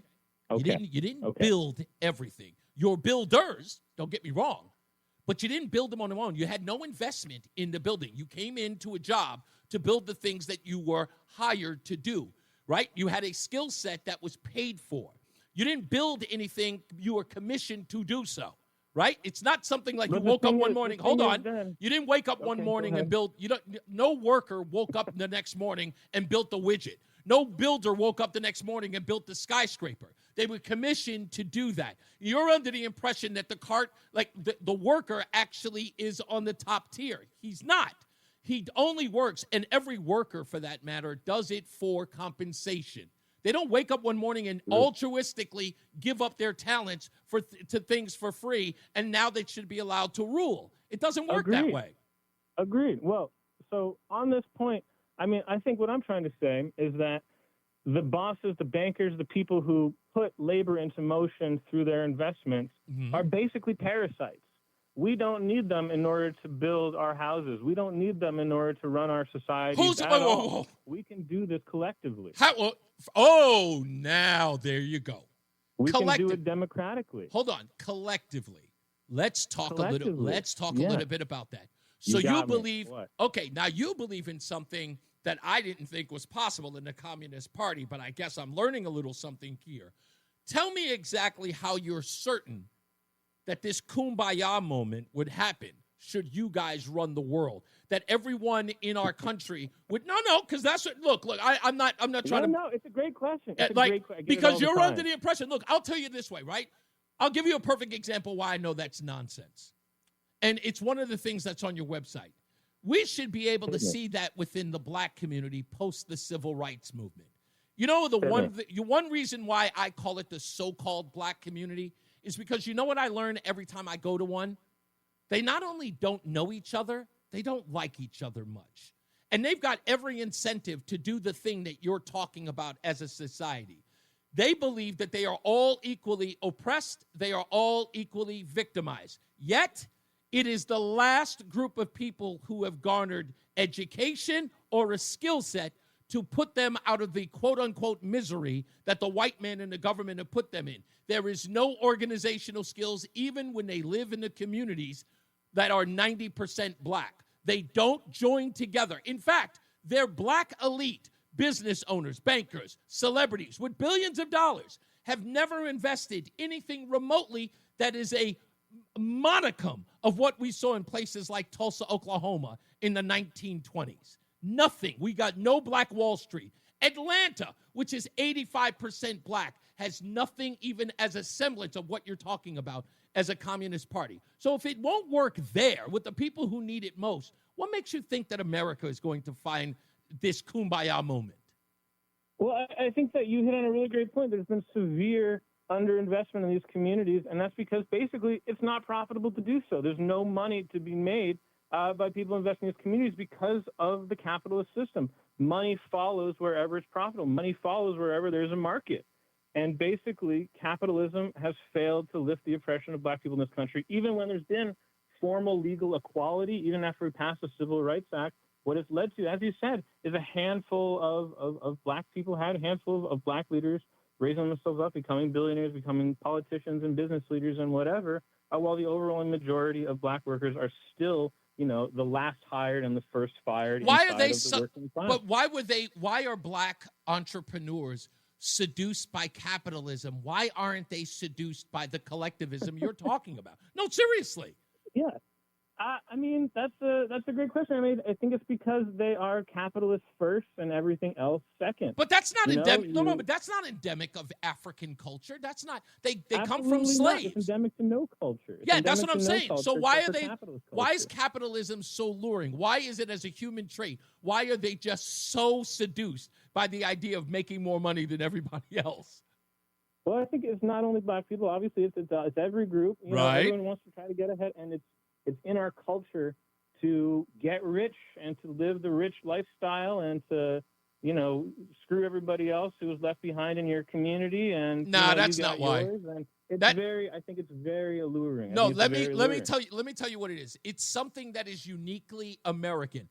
But see, when you throw that little dirt on it at the end, where you say that all of them wish to be rich and to be wealthy and then leave other people behind, I don't think that they're even thinking about leaving others behind. They just want a better life for themselves. And I think that is emblematic of us as a people in the United States. Other places, not so much. But here in the United States, I believe that it's just something that's innate. Would be great. And that'd be great if they could do it. If the American dream was alive and well and people could do that, then they wouldn't be thinking about communism. Yeah, they're thinking about it. They're thinking about it, and we'll talk about that on the other side of the break. Stay with me, Eric. Okay. We're on the line with Eric Goodman, Revolutionary Communist of America organizer. We'll get back to him. I'm loving this conversation.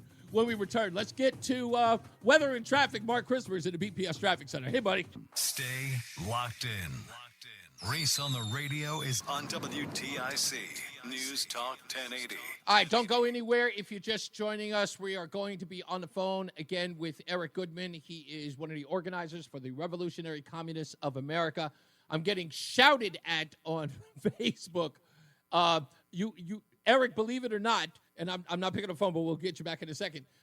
You have one person who's supporting you because this person doesn't like Democrats or Republicans either. And they used to be a Democrat. So when I told you that you align yourself more with Democrats than you do. Just because, I'm just saying, and we'll break all that down when we get a chance.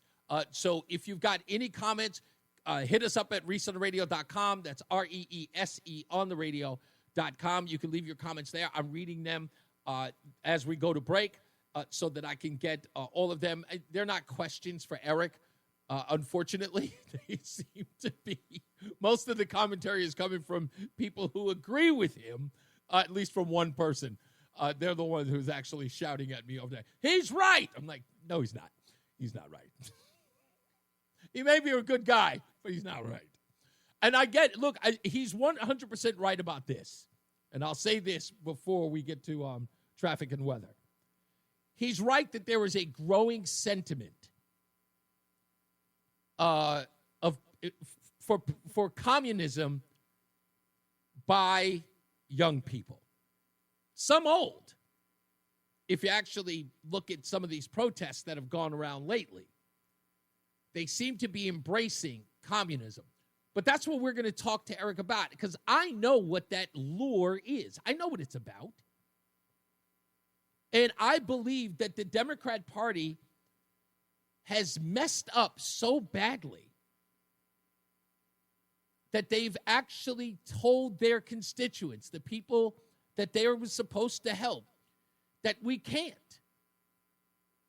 We can't help you. And I think that's the lure, that it's gotten so tough and people have gotten so weak. This is my view, have gotten so weak, it is impossible for them to fight for the things that they believe in. Like, I'm 55 years old. And no one, wild horses couldn't keep me from what I believe in and what I want in life. Wild horses could not keep me away. And it's just, I don't know, today, it's a different breed. And in my view, that's what I believe communism, why it's so alluring to so many people today. Because they either just don't want to fight or they just don't experience. I think that I'm one generation removed from the greatest generation, the war fighters. These generations are like 5, 6, 7 removed. So, Bob Larson's got weather. He's in for Jason Caterina. And Mark Christopher, of course, always here, like me. He's in the BPS Traffic Center. What's going on, Mark? All right, Reese. The self-proclaimed love child of Rush Limbaugh. They're running a strange program, y'all. Reese on the radio on News Talk 1080 WTIC. I got to tell you, I'm actually having a really, really good time with this conversation. We're on the phone with Eric Goodman. He is an organizer for the Revolutionary Communists of America. Now, I know you heard me, Eric, but I was saying that, look, I believe that the lure to your party, or to communism, as it were, is because there is a collective. Many people are led to believe that there's no chance for them, that they're not going to make it in this world. And if we all get together, and it takes a village, and we'll each one teach one, each one take care of one, that's the way to go, and that's the lure, because then they don't have to go into this rat race every day. Do you find some truth in that? I mean, I think that it doesn't even need to be something so kumbaya as that. I think that people are going to be moved into struggle. Right now, people's lifestyles are being degraded. Their livelihoods are being attacked. Their neighbors are being picked up. Everything is breaking down. And people are coming to see that it's only collective action. Only collective action is what's going to keep your house from being sold back to the bank. It's only collective action that's going to allow you to keep your job. And I'm just here trying to shorten that distance for people to come to that conclusion and say that the only thing that can stop this general crisis is the working class mobilized. That's all I'm here to do, and to try to get the people who understand that already organized together and fighting. That's what I'm here to do. Do you think some of the selling point, or the failure to sell it, is the fact that it's communism and your logo is a hammer and sickle? Like, I'm sorry, but that in today's climate, with people on the left and progressives saying that they support Ukraine while they are in an active war with Russia, there's sort of a little bit of apprehension. Maybe I'm wrong. Point, we're talking about differentiating ourselves from the Democrats. There's no better way to differentiate ourselves from the Democrats than by putting a hammer and stick in our logo. They'll never do that. On the one hand, on the other hand, we're here for the youth. The youth, people who have the youth have the future. The youth are looking for communism. 20% of young people, according to a poll by the Fraser Institute, 20% of young people think that communism is the ideal economic system. But it's never worked anywhere, Eric. Eric, they're looking for answers. But I know they're looking for answers, but Eric, it's never worked. Listen, the Soviet Union, they beat Hitler. They beat us in the space race. Mao, he kicked the opium dealers out of China.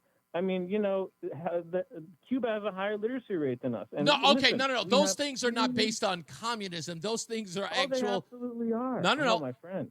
Listen, my friend. What? Okay, tell me the communism, as it were, that led to all of those things. I mean, fighting Germany or fighting Adolf Hitler. How did communism play a role in that? I thought that was just fighting against good, good versus evil. I'm no Stalin stan. I'm no friend of the Chairman Mao. Stalin had the founder of My Political Tendency murdered, in his home. Yeah. So I'm no friend of this guy.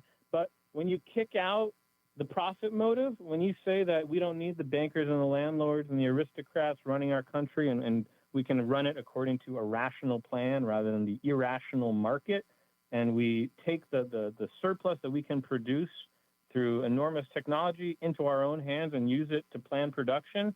I mean, the German war machine was extremely corrupt and inefficient because it was run according to the profit motive.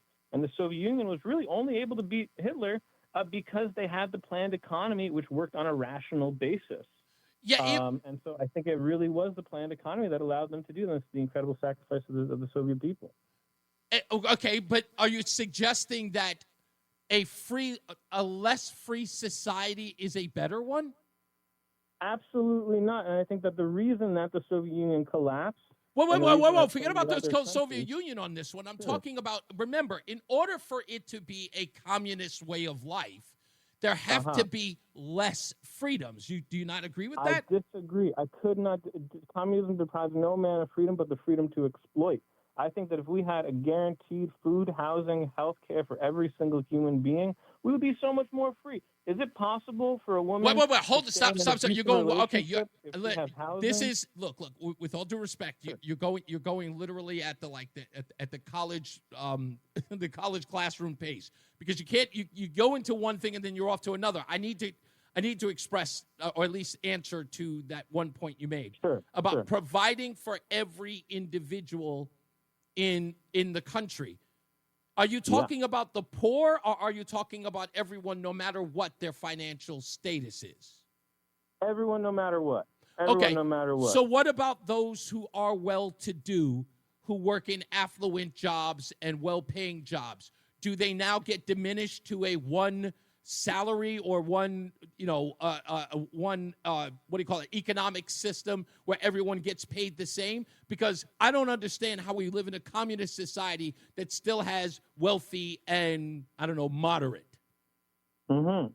I mean, really, we want the abolition of money.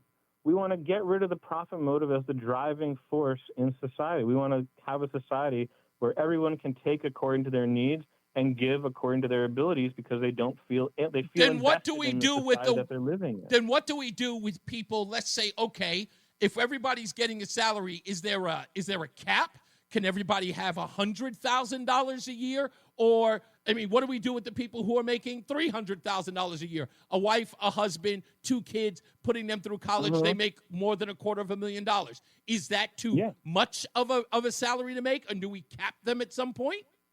I said it before. We're fighting for a moneyless, classless, stateless society is what we ultimately want. I think that we can have free college, we can have free food, free housing, free health care. We live in extremely... But Eric, in order to do that, you're going to have to take things from people, aren't you? We think that the people who are running society, who are in charge of the corporations, really play no progressive role. No, forget about whatsoever. them. I don't care about them. I'm talking about the people who made, the people I just mentioned, a husband, a wife, the doctors, the lawyers, all No. It doesn't matter. They don't have to be doctors and lawyers. I'm saying a regular family. I don't want to put them in any particular bubble. They make $350,000 a year as a combined income. A regular family in Greenwich, maybe. Yeah. Oh, fine. There are plenty of them out there. You think obviously you think that's way too much money. I can hear it in your tone. No. What do we do with that family? Do we say that is too much money and we just take that from them? No, absolutely not. People should be able to keep their houses that they're living in. People should be able to, provide. Kids should go summer camp. You can keep your car. I don't. You can keep your car. Okay, fine. But what about the salary? What about the salary that they're bringing home? Are we removing that from the equation? Are we taking that from them? Ultimately, as I said, we want to create a moneyless, classless, stateless society. There's more than enough to go around of all of this stuff. Okay, see, Eric, it's what you don't say. Eric, it's what you don't say that reveals everything. You got to answer the question. You're an honest broker here, and you shouldn't be shy about it. Joan and John Q. Public comes down to the fact that should a family who's making $350,000 a year continue to make $300,000 a year? Yeah, sure. I don't really care about that family. I think that's totally. If you're a lawyer and you're not hurting anybody, you're a doctor, you're doing whatever, and it's not hurting anyone, and So who do we need? Make $300,000. Okay, so what do we do? Let's say families that are only making $27,000 a year. Do we give them a universal income that makes them available to live better? Because from what we know, Connecticut. I just did a story yesterday that said a single Connecticut household has to make at least $102,000 in order to live, right? So what do we do for the average citizen who's making $27,000 to $30,000 a year? Do we up the ante on them? Do we give them a more livable wage? And who pays for that? To go back to it, there is more than enough to go around in our society. This is not a situation of scarcity where there's not enough food, housing, health care to make sure that everyone who provides these things, though, Eric. Who is society going to as a whole? We want to get rid of this government. Oh no! The government's gone. No! I'm living in this. I'm living in whatever this thing is. Utopia right here with me. Yeah, whatever this utopia is, I want to live in it. But what I'm saying is, have you guys? No! I want to live in it just for this moment, for this exercise. I want to know, because in order for people to be engaged, right? Because I know that look, a stupid kid who thinks communism works is a stupid kid who thinks that communism works. I'm an adult. You're going to have to sell it to me, right? So I'm saying, so the government is no longer in existence, and these things, these basic needs are provided to me. By whom? Yeah. My neighbor? Yeah, by your neighbor and community, by every single person working according to a rational democratic plan of production. Listen, all this enormous productive capacity, technology that we have now, the factories in the United States, which aren't even working at full capacity because it's not profitable to do so, if all of these different segments of our economy were run not just according to what the market thinks is profitable, but according to what people actually need, and the process of deciding what was actually produced was informed by what people actually need and decided upon in a democratic way and distributed according to need, then people could live a good life. And you believe to do this. And you believe that there is a society in existence today that can evenly disperse these means to everyone in a fair and equitable way. You believe that that's innate in us. While we live in a capitalist society where people are in the rat race to improve their daily lives, get better jobs, make more money, live in bigger houses, live in safer neighborhoods, you believe that we can entice these people to give all that up and to live in a commune-like society where we all take care of each other. I think that the capitalist system as it is cannot continue. People are struggling more and more every single year. That's what life The is working about. class, huh? Life is struggle. I mean, that's what makes it worth living. I reject that. I think life is about making art, hanging out with your friends, picking berries, helping your community, helping your fellow man.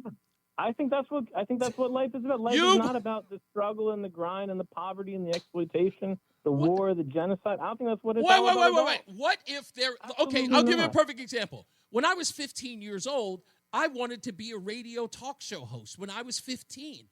Are you saying that wanting to be a part of that rat race, working in the industry, being fired from the industry, trying to get back into the industry, all of that stuff, every one of those things has enriched my life. I couldn't think of it any way. I would never want my life just handed to me. I wouldn't find any value in something if I could sit around and pick berries and paint all day. I don't think that's... I don't know. I just don't think that there's any value in that. Time, there's always going to be competition. There's always going to be competition for position. And Hey, Eric. Eric, I picked more berries than you. That'll be the competition. It'll be you and me going, hey, Eric, I picked more berries than you, and my picture is much more beautiful. That'll be the competitive nature of it all. I mean, the thing, for 90% of our existence on this planet as the human species, we didn't have money. We didn't have the government. We didn't have the NSA listening to our phone calls. We didn't have any of that. We didn't have agriculture. And yet we managed to survive because we were able to communicate better with each other and coordinate and support one another. That's really what makes us human. That's what's baked into us. That's what's allowed us to survive and thrive up to this point. I know, look, Eric, don't get me wrong, dude. Listen, it's not that it isn't beautiful. It's just, for me and a lot of other people, it's unrealistic. But listen, you are not... What I learned about you, you're not a jerk, man. You're not you really, really believe... No, you're not. A lot of people believe that communists are just these crazy, Russian-loving, weirdos. You're not. You seem like a genuine person. Let me read a couple of these comments to you, because even though they don't agree with you, I think that you should hear these. Eric says, Reese, I always give credit where credit is due. I hate commies, but I give Eric... but I give Eric credit. He called in and didn't resort to insults and name callings. So kudos and thank you to him. We won't get along, but I give him credit when it's due. And that's, again, the sentiment that's coming out of here. Many people agree with me. And, of course, Lori says, communism is nothing more than equal misery, not equal opportunity. So, look, it is, I'll give you this, and I really do mean this from the bottom of my heart, Eric. I was really worried that you weren't going to come on, that you were one of these guys, throw the stone and hide your hand. I can't get people who disagree with me to come on here, but you did, and I got to extend this to you. Can you please come back? I got to bring you back more often. Will you please come back? Listen, I love it. All press is good press as far as I'm concerned. Well, like I said, I genuinely like you. I got that kind of some odd reason. I don't know why, but I'm enjoying this conversation, not because I'm beating you to death here with this idea, but no, there's something engaging, and I get it. I get why you are this person and why you believe what you believe, and you're so passionate about it, and I respect that. I really do. Please come back when I have your cell phone number, so I'll reach out to you because I think more people are going to want to hear from you, even if they disagree. Okay, thank you, Reese. My pleasure. My pleasure. Have a good rest of You your got day. it, man. You too. Eric Goodman, Revolutionary Communists of America. Look, I'm not saying that you should all start listening to the communists. I'm just saying it's nice to have one willing to come on and express their views. Picking berries and painting pictures and all. Oh, if life could be so, I don't know, carefree. Let's get another check of the rat race with Bob Larson with weather and Mark Christopher, who's in the BPS Traffic Center. How are people doing in the rat race today, Mark? I think they're doing okay. The hour that packs a punch. It's Reese on the radio on WTIC News Talk 1080. And in case, just to make sure I don't forget, want to give a round of applause to Lori H. of Burlington, Connecticut.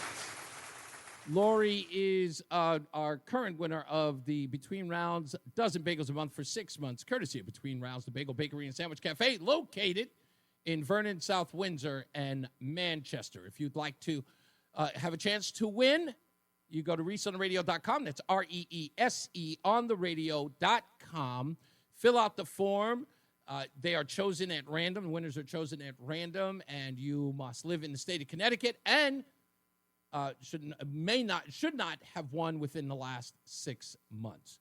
So make sure that you just go to reeseontheradio.com, fill out the form there. It's right there for you. In something that was making me laugh behind the scenes, so Donald Trump put out a Truth Social post. If you heard me when I read the headlines today about apologies, Elon Musk has somewhat given a mea culpa to Donald Trump and saying that he may have gone too far. Well, according to a report I just saw, Donald Trump has responded to said apology. This is what he wrote, and this is hilarious. Donald Trump writes, "I'm open to reconciling with Elon after seeing his latest post. Elon knows I love him. JD, I guess JD Vance, knows this too. I give the best and biggest reconciliations. Everyone knows this."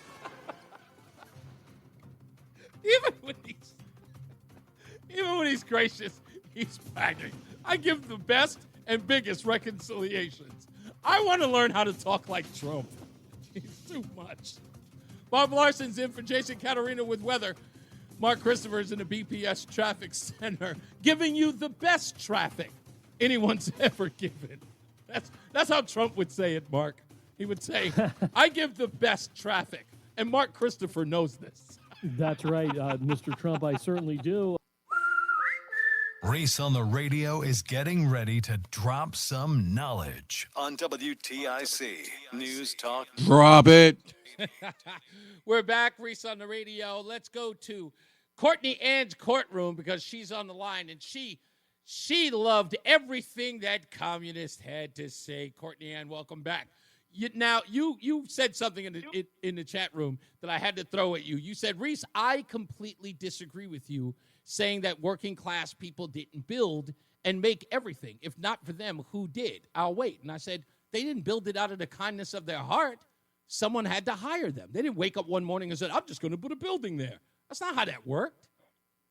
Okay, so because you feel to say they didn't do it out of the kindness of their heart, you don't know that.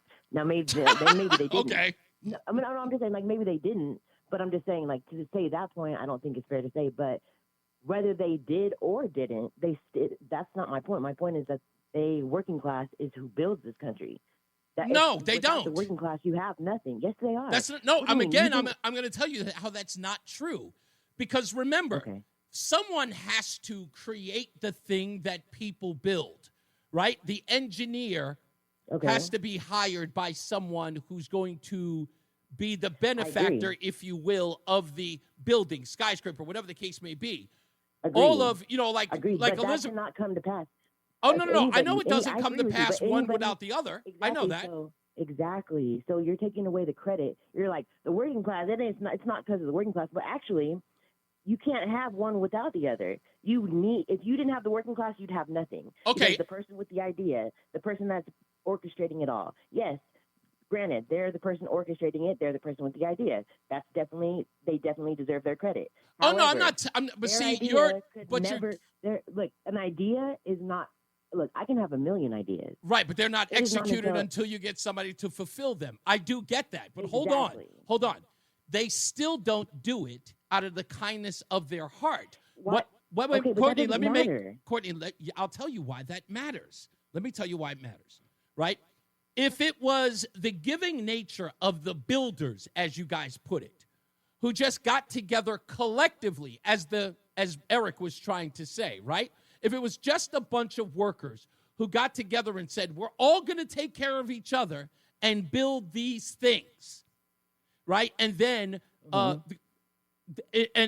after they build these things, they all take care of one another. There's no salary. Everyone communes to eat together. Everyone lives together. And this was all put together by those same people.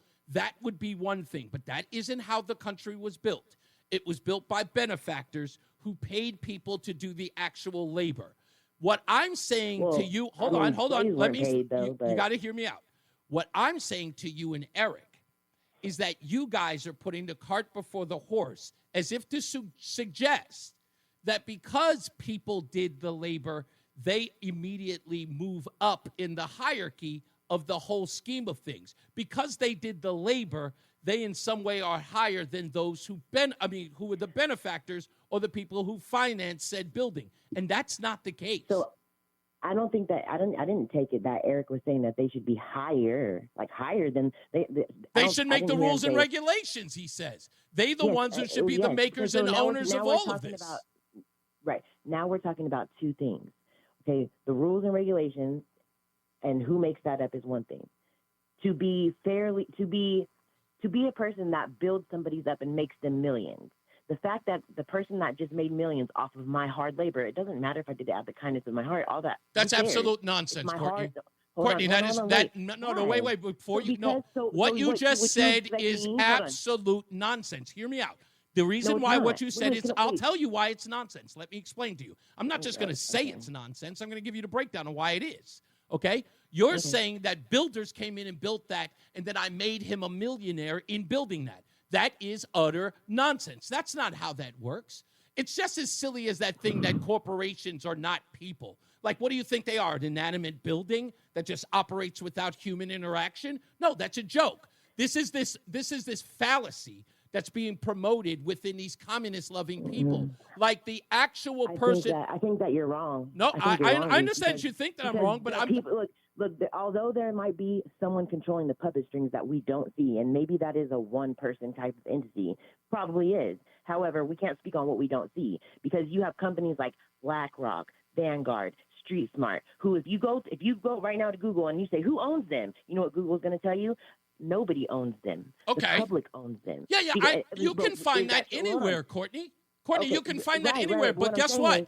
You're not going to find that when you look up who owns Walmart, right? You're going to find out that there are shareholders. You're going to find out that there are actual owners and CEOs and all that other stuff. But what I'm trying to express to you is this. But yes, it's not a pyramid scheme, as many people have tried to portray this, right? Where the workers, the lowly workers on the bottom do all. A period. No, it isn't. No, it isn't. How do you say it's not? I'll tell you. Absolutely. I'll tell you how it's not a pyramid scheme. It's real simple. You don't have to work at Walmart. You don't have to work at McDonald's. You don't have to work anywhere that is going to enrich the person who owns the building. You could say, no, I'm not going to do it. I'm not going to do that and live off the grid, as Eric said, and pick berries and do and paint pictures all day. That's not realistic. Of course it isn't realistic. You're making my point, Courtney. No, it's not. It's not realistic because, but your point is saying that well, you don't have to do it, but actually that's a lie. Why do you have to do it? If I want to live as a homeless, because if I want to live, if I want to eat, if I want to have even a remotely, even if it's a hole in the wall, even a hole in the wall still costs money. That's the trade-off. That's the trade-off. Yes, the That's trade-off really is, not wait. The trade-off is you get paid based upon your skill set. What Eric is trying to promote is no matter what your skill set is, no matter what it is that you can offer, everybody lives the same. That there's no talent based increase in your salary. Is that everybody gets the same because everyone is the same. And the point is like our lifestyle, the way that we based upon you go to school, how much you learn, and what you can contribute will always be a product of what you bring home as a salary. What you're saying is that a worker who has a basic diploma, who can only put, his shoelaces together, should for some odd reason be treated like he created the whole thing. No, if you want to get a better, I understand that. I did not say that. Okay, I didn't but say what that. I'm saying is you're not being fair. What I'm saying is that what Eric is trying to eliminate is the fact that if I work hard and I become something, I should be compensated for the thing that I've worked hard for. And he's saying that that's just your narrative. He's calling that capitalism. He's calling that capitalism. And that is capitalism. Saying, but, okay, can I say something? Go ahead. You're taking bits and pieces of a whole bunch of different things to create a narrative of what you're saying. When, okay, what Eric was talking about, everybody putting in and helping each other. Distributing it fairly. That would work. Hold on. So that would work if it was something that was created and it could be. That would not work because of our mentality. Look, you're a perfect example. Your mentality literally even prevents you from being open-minded to see that would work. And why? I'll tell you why. Because in that kind of society, everybody plays a part. And just like you just said, right now, when we're talking about, it's still the same framework of, well, this person has the idea, and then these people, we need these people to help get this idea to, come be a thing, right? Yeah. That same exact framework could go towards a communist type of environment where it's not that your skill set is better than my skill set. It's just that both of our skill sets are necessary and are needed, no matter what they are, no matter how difficult. Well, hold on. No matter how difficult or how not difficult, it's that without the least difficult people's skill set, something wouldn't work, and without the highest people's skill set, something wouldn't work. Everything's necessary. So on that aspect, yes, that would work. However, we live in a profit over people, greedy, everybody out for self society. Nonsense. So it would never work. Absolute nonsense. Yes, See, that's where you and Eric have it wrong. Hold on. You've already no. See, that's the thing this is the arrogance I'm never going to understand. It's exactly the way that you just framed it at the end. You called it profit over people. That's what it is. Stop. No. Why? Because you hold on. No, Courtney. Why? Because you say it is? So you are saying, and this is no. I'll explain. I'm gonna tell you why. Wait, you asked me why. Let me tell you why. I'm about to make a point. Because, Courtney, wait. You don't, Courtney, before why. you listen, you're going to dig yourself a hole on this one because trust me, I'm prepared. I promise for this. you I won't. You have to listen to me because that's why I let you go on. I want to hear what I say. When you said profit over people, let me explain to you why you and Eric are 100% wrong about this. When you say profit over people, you talk about people's intent as if you know them. You do not. You do not know what people. No. See, that's there's the other arrogance. You just got through saying how people didn't do it out of the kindness of their heart. And you're telling me what I'm because they were compensated for it, and if they did do it out of the kindness of their heart, they would have. I'm using actual evidence, not perceived. So let me finish this point. Actual evidence too, though. Courtney, let me finish my point. It's Courtney, let me finish my point. Sorry, go ahead. When people make these so-called premonitions about what people are doing things for, saying that it's profit over people, that they're thinking about themselves before they think about other people. You don't know that about anyone. Most people live their lives to take care of their own. They have a wife, they have a child, they want to live a certain life, they want to live in a certain place, they have desires. All of these things are called freedoms. These are freedoms. We live in a society with these freedoms where we can live and roam wherever we want to. Because people say, when people use terms like profits over people, you're immediately condemning them as evil people because they're thinking of themselves. They're selfish. No, they're not. They're not selfish. They are what people are doing. Hold on. Crazy that you're trying to say that people aren't selfish. First off, we're born. Everybody is a bit of selfish. We're all selfish. It's not a pejorative, by the way. Selfish is not. No, it isn't. It's not a pejorative to say that. In other words, it's not a negative. It's not a negative to be self. Right. To be selfish is not negative. To be profit over people is a bit negative. Says you. Well, that's well, yeah, you're right. But that's exactly where the profit over people.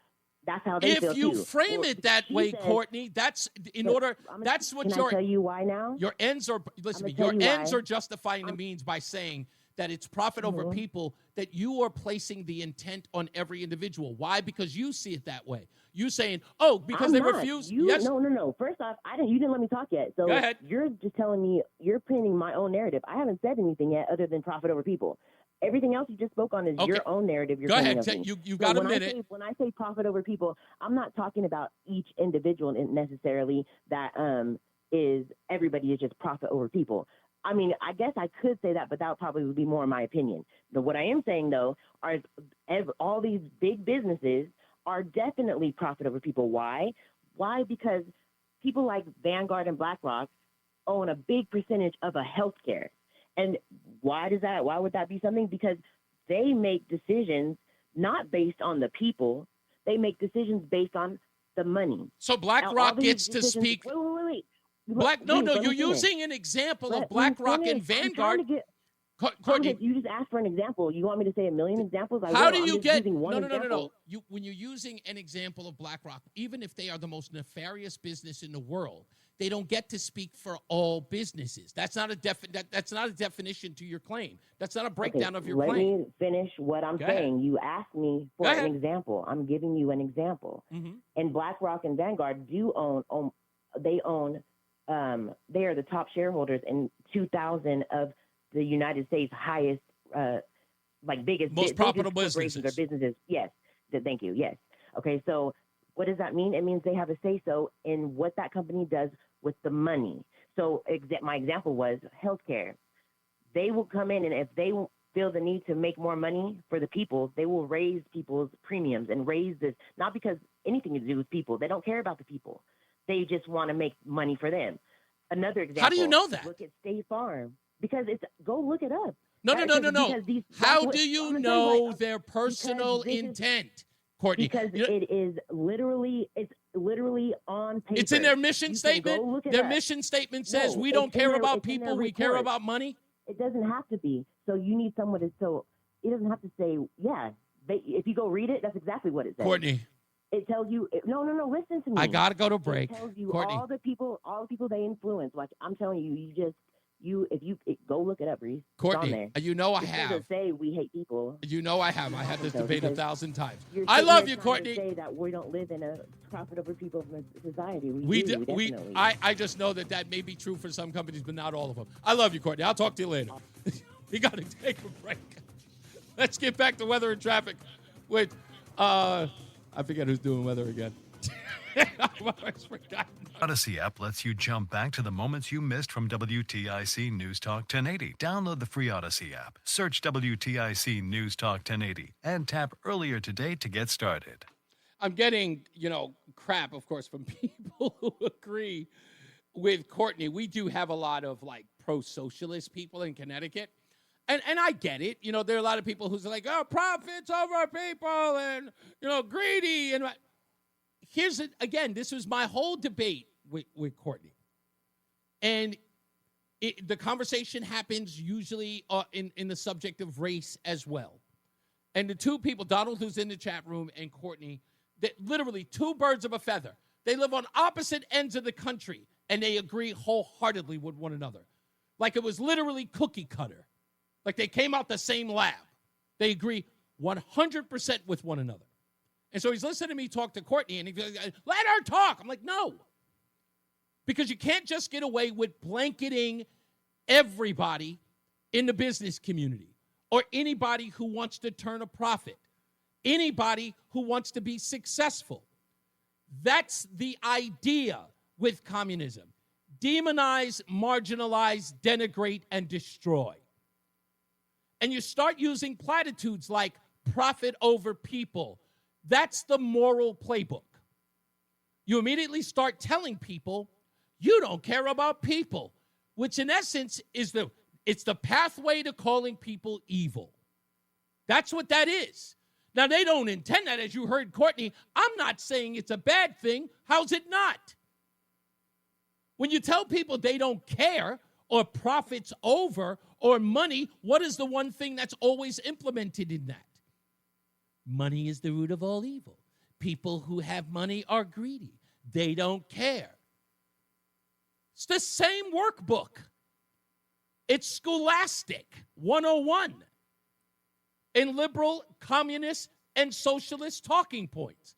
I'm not just going to sit here and say, look at all these people who profit, but you have no idea what their intent is. Do you know there are people in the medical industry that make a profit? Are they evil because they invented said thing? A defibrillator? Is the guy who invented that an evildoer because he cared about making money doing it?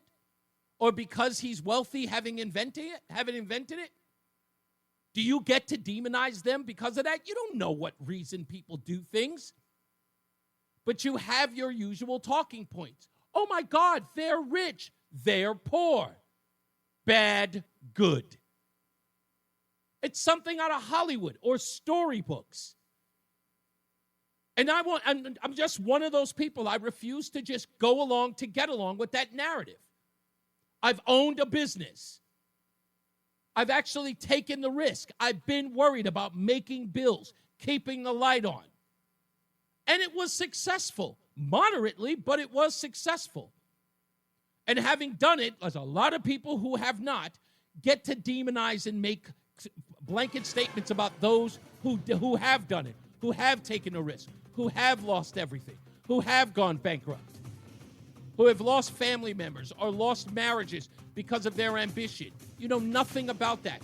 And no offense, but I won't have them demonized, and I will stand up for them. Just because I've been a part of that. I will not go along to get along. What's up, everybody? You know who it is. You know who it is. You know who it is. It's Reese on the radio. Frederick Douglass of the 21st century. It's WTIC News Talk 1080.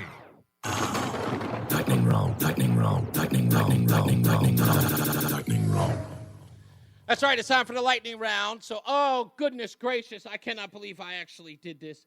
I'm supposed to go to the phones, but of course, this ridiculous computer. Somebody's got to help me with this computer because it keeps timing out. And if it does, I got to type in this long password in order to get back in, which is horrible. Let me get the screen back on here. I've got to put this thing. Oh, now I got to start all over. Forgive me, guys. I'm going to put the thing in here real quick. And, okay, there it is, my Y, okay. And it's, when you got to put in your password in this Odyssey thing, it's got to be long. It's got to have, like, all of these characters. And then after all of these characters, then it has to have a special character. And if you get it wrong, which I did not, I made it. I can get to the phone screen. This sucks. I hate this. It drives me crazy every time I try to do it. Now let's get to the phones. Let's go to, all right, Ralph is in South Carolina. Thanks for holding, Ralph. What's going on? Oh, Reese, you had some great people there. First of all, you don't understand, Reese. If you go out in the field and you pick 8 pounds of blueberries and the other guy picks 4 pounds, then the other guy, you give him 2 pounds. I got to give him 2 pounds. Now you're both at 6. Isn't that equal? Yo, Ralph, real quick, you're going, this is so crazy. But I remember years ago, I had a conversation with someone trying to explain socialism to them. And it was a young black kid who sold crack. And he was like, I don't understand socialism, and no one explains it to me in a way that I can understand. And so I had to explain to him, so you and your neighbor both sell crack rock, and he sells 100 crack rocks a week, and you only sell 50. And when I told him that the other guy would have to give him 25 crack rocks so that they would be even, he was like, oh, man, that would never work in the hood. I went, of course. That's exactly my point. So that was the way I had to explain it to him. No, I mean, but you listen, even this woman, she's talking about, people and businesses and everything else. If it wasn't for these businesses, do you think right now how many people would be dead because of diabetes? How many people would be dead because of high blood pressure? How many people would be dead because of open heart surgery? And all these advances in medicine, these people make money? Absolutely. They made money. And God bless them. I think that's the problem is, and I think we even heard that a little bit from Eric, is that some things they would be okay with the profitability of certain individuals while everybody else was made to live on a fair playing field. But look, I just know that as people, even if we were to live in a society where some people were able to keep their $350,000 salary, I know that it's innate in me to see that individual and go, you know what, I wish I could live in that house. Why can't I live in that house? I think it's a human trait. Of course, but what would you do? And you think, at least they think that a surgeon and a janitor at the hospital should both be making the same money. Exactamundo, sir. Thank you, Ralph. I appreciate you. Let's go to who's up next. Oh, Tom in Thomaston. How are you, sir? Hey, hello. Bless that Courtney sweetheart. She's still, Reese, you told her 10 times a week and a half ago that I-9 is a document, and if someone has it, they're documented. Exactly. And she couldn't get that through her head. No. Of course, she never ran a payroll, so she would know anything about that. And if she's listening, she is. I cleaned toilets myself for 6-8 years. Wow. 5-7 nights a week before I hired my first employee. Wow. Am I an evil capitalist? Because my janitorial business got bigger and I was able to hire some more people and I didn't have to clean every single night. I didn't do anything wrong. Yeah, and you know what? Okay, so that's, you know what? That's the kind of scale where they immediately start to parse it, Tom. They immediately go, like a guy like you, if you had turned into like a megalomillionaire as a cleaning service, like let's say you were one of those huge, nationally or if not internationally known companies, they would forget all about the days where you were cleaning toilets yourself before you built this entire empire. Unfortunately, I'm not that big, but you're exactly right. Yeah. Someone asked, and then her other point about business, if what she was saying was true, Stop and Shop would still have grocery stores in Connecticut. Yep. And Caldor's would still be the department store in Connecticut. Indeed. But they both went out of business, and other people started little businesses that grew in the. Sam Walton was a little teeny one-man show when he first started. That's right. So they never want to say that. And I'll make one point on that Commander Communist guy. Yeah. I read like 8 or 10 years ago. I did some research on Marx. Okay. And I found someone before he was, the statue, in squares in Russia. Sure. He was just a guy peddling his philosophy. Yeah. And someone asked his mother what she thought of him. And I don't know the exact quote, but she said something to the extent, I wish my son put as much effort into getting a job as he does his other stuff. and I bet that guy you had on, I bet if you were to ask his mother, she would say the exact same thing. That's great. That's a great quote by Karl Marx's mom. Thank you, Tom. Yeah. I appreciate that. Good stuff. Great stuff. Let's go to my good friend Matt in Bristol. Hello, sir. Hello, Mr. Hopkins. How are you, sir? Yeah, so they pretty much covered it with the second communist, with the lady. I was going to say, no one's stopping her from creating a company and then putting in equity and sweat equity and then paying her employees so much that she breaks even. Yeah. She has every right to do that. But I was actually calling about the first communist guy. Okay. I don't think he's actually a communist. What do you think he is? I think he was going for like the United, like Star Trek, like. You mean like? It sounded more. It sounded like Star Trek, like the Federation. Where everyone just works to better themselves. There is no money, and but until we come up with food replicators and dilithium crystals and transporters, I don't see how that's possible. But he didn't really seem like a communist to me. He seemed like an idealist. Yes, but I agree. I think idealist is better suited for Eric. You're 100% right, because again, he doesn't do it with any malice. I was under the impression he was going to be like what do you call it? Like red heat Russian. Like, like Mao. Yeah. These what we must do. We must do this. Yeah. Get rid of corporation. I thought he was going to oppress you until I make. Yeah. No. He just watches too much Star Trek. Yeah, he all. comes so back. I do too. He's about this is his version of communist. Let's paint pictures and pick berries. I'm like, all right, I don't mind that. And when you can just go to a computer and say, make me some food, and it just appears, then we can do that, society. Yeah, exactly. Until then, someone has to grow the food and make the items and all that stuff, and no one's going to do it if you're not getting paid. I will say this, Matt. He was much better than advertised as a guest. I really did enjoy him. I put him back on again. Yes. I liked him. Yeah, put him back on again. Me too. Thank you, buddy. I appreciate you. Let's go. Hey, Patty's in Naugatuck. Hi, Patty.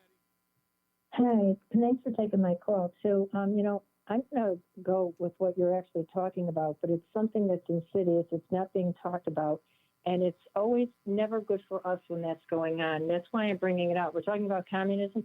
Well, I like the Republic. I like the Constitution. I love the American flag. And I never have forgotten that people have fought, died, and become disabled and carried very, very strong memories of what happened when they were fighting on behalf of our freedoms. So never forget, freedom is not free. And, there's something in Congress besides this big, beautiful bill, Reese. Yeah. And I think it's going to the radar. There's one in the Congress, there's one in the Representatives, and there's one called the Genius Act. That's actually right now in our Senate. Well, this Genius Act, they're talking about our currencies, and they're looking to take our fiat dollar and make it into like a crypto. So you'll have a fiat dollar that's backed by a crypto that's actually worth nothing. Now, we don't ever put them against anything like gold or silver or things that have inherent value. So when you take something that has no inherent value, but I'm going to just let the audience know this is going on in the Senate right now. And we have the opportunity to stop it, because where this actually goes, I've read 2 sources on it today. It goes to the enslavement of the American people. Control what you buy. We're talking about socialism. We're talking about communism. How much is going to be given to you to spend? It'll be an electronic currency for us. Right. Yeah, this is right. This was the digital currency they were talking about a couple of years ago. Real quick before I got to go, because this is the lightning round. I got to get as many people in. Is the Senate the last say on this vote, or is it like Senate and then going down to Congress? Like it is. It sounds like it is. They have one in the 12 tomorrow. I'll find a little more facts out. I just learned it myself. Okay. This one is the Genius Bill, and the other one is called the Clever Bill. Okay. I don't know about the Clever, but I'll read by the time I talk to you tomorrow. You got it. I know they're bad. 2 really strong, reliable sources. One I followed for over 20 years. Does not look good. It's about managing what you buy, giving you so much money that they'll decide how much money we have. Eric would probably like this coin. No, I'm kidding. Let me get these other people, Betty. Thank you, dear. Let me go to Mark in Columbia. How are you, Mark? Hey, Reese, I'm doing well. I just wanted to say, when you were having that conversation about maybe an hour ago, maybe a little less, with the person, and you were saying people are worth what they paid. If you're not worth getting paid, or you don't want to get paid $2.21 to work at McDonald's, right, then go to some other place and get paid what they think you are worth. But right. You set your own worth, your own dollar value, and you said all of that, and the person you were speaking with couldn't really figure out what you were saying. I don't think that they understand the fact that, look, I think they look at this, Mark, from a purview that says that they see that working a job is some form of slavery. they don't see it as commerce in some way, right? Like you are giving something for compensation. They don't see it that way. They feel like work. I remember that line from Mo Money with Damon Wayans and Marlon Wayans. And he said, work ain't nothing but a job. And I think that that's what these young people think, that it's something I'm forced to do, not something that lifts me out of poverty or something that advances my life or improves it. They think it's something that they're made to do because the world should be handed to them.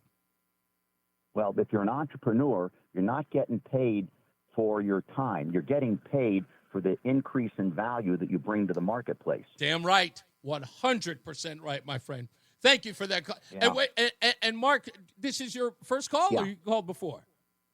I've called before, but not often. I listen to you pretty much anytime I can, but I appreciate it. I pulled away because that lady just said, I got to call and say, you did a good job, Reese. Thank you, buddy. I appreciate you. You got it. You're welcome. You got it. We got to get up out of here. I've only got a minute, and I know that if I even take another one of these calls, we'll go over time. But that's okay. We got plenty of news and plenty of views to get into tomorrow as well. We are still working diligently to find out information about Kevin Moreno. This is the high schooler who was detained by ICE after a hearing, an ICE hearing, an immigration hearing, and did not make it to his graduation. We'll see if anybody else is going to report any further on it, because if he did have an immigration hearing, that means that is part of the public record. And if it's part of the public record, we should know about it. We'll also see, if we can get in touch with Meriden Mayor Kevin Scarpati and see if he said he spoke to the family, and we'll see if we can get any details from him on why Mr. Moreno and his son are being held in Texas. Or we'll see if the story just goes away because maybe too many people or too many inquiring minds want to know. All right? We'll get back to you tomorrow on it. We're diligently on it, so stay tuned for that this week. As I always say, radio is free, so we thank you for paying attention. Remember, keep JC in your hearts and in your mind. Sean Patrick, we love you and we miss you. Remember that panic is not planning, so plan your work and work your plan. Me, I'm Reese on the radio. You have a good night, a pleasant tomorrow. I want to thank Eric Gordon. I'm sorry, is it Eric Gordon? Did I just say his name wrong? Of course. Goodman. Eric Goodman. Thank Eric Goodman from the Revolutionary Communists of America for being our guest, and we are going to have him back. And thank all of you. All right, we're out of here. Mark Christopher. He's in the BPS Traffic Center. Good night, Mark. Hey, Reese, thanks. Have a great night. We'll see you tomorrow. This traffic report being brought to you by Columbia Implant Center in Manchester. And if you are traveling on the westbound side of 84, you got delays approaching the boat. All right, good sir. I got to get more guys like Eric on here. 44 Prospect. You enjoyed that, huh? Oh, man. South of 91 you have no slow, idea. 33 down to During 32. the commercial break, slow I down was by telling 28 Rosette, on I Hartford was like, I Weather really Shield like line. this guy. Northbound 91 moving well. Now you done met a friend. But in winter, still seeing some slow traffic. 291 eastbound from All right, I'll see you tomorrow. in South Windsor. Yes, sir. See you mañana. All right, guys. Yeah, have a great day. We're going to have him on. We're going to send him a message later on thanking him. He was entertaining. I know that was we don't really get guys like that on the show or even in talk radio. So, I don't know. For me, maybe that was just different for me, but I hope you guys enjoyed it as well. All right? As always, I love you guys. Eric, I'll give you a holler when I'm on the road. Well, actually, no, I can't because it's a short drive. But I will give you a call later on tonight so we can talk about that thing with your wife. And, of course, the podcast, we'll talk about that as well. So stick around for that. Thank you, guys. You know I love you. Be good to each other.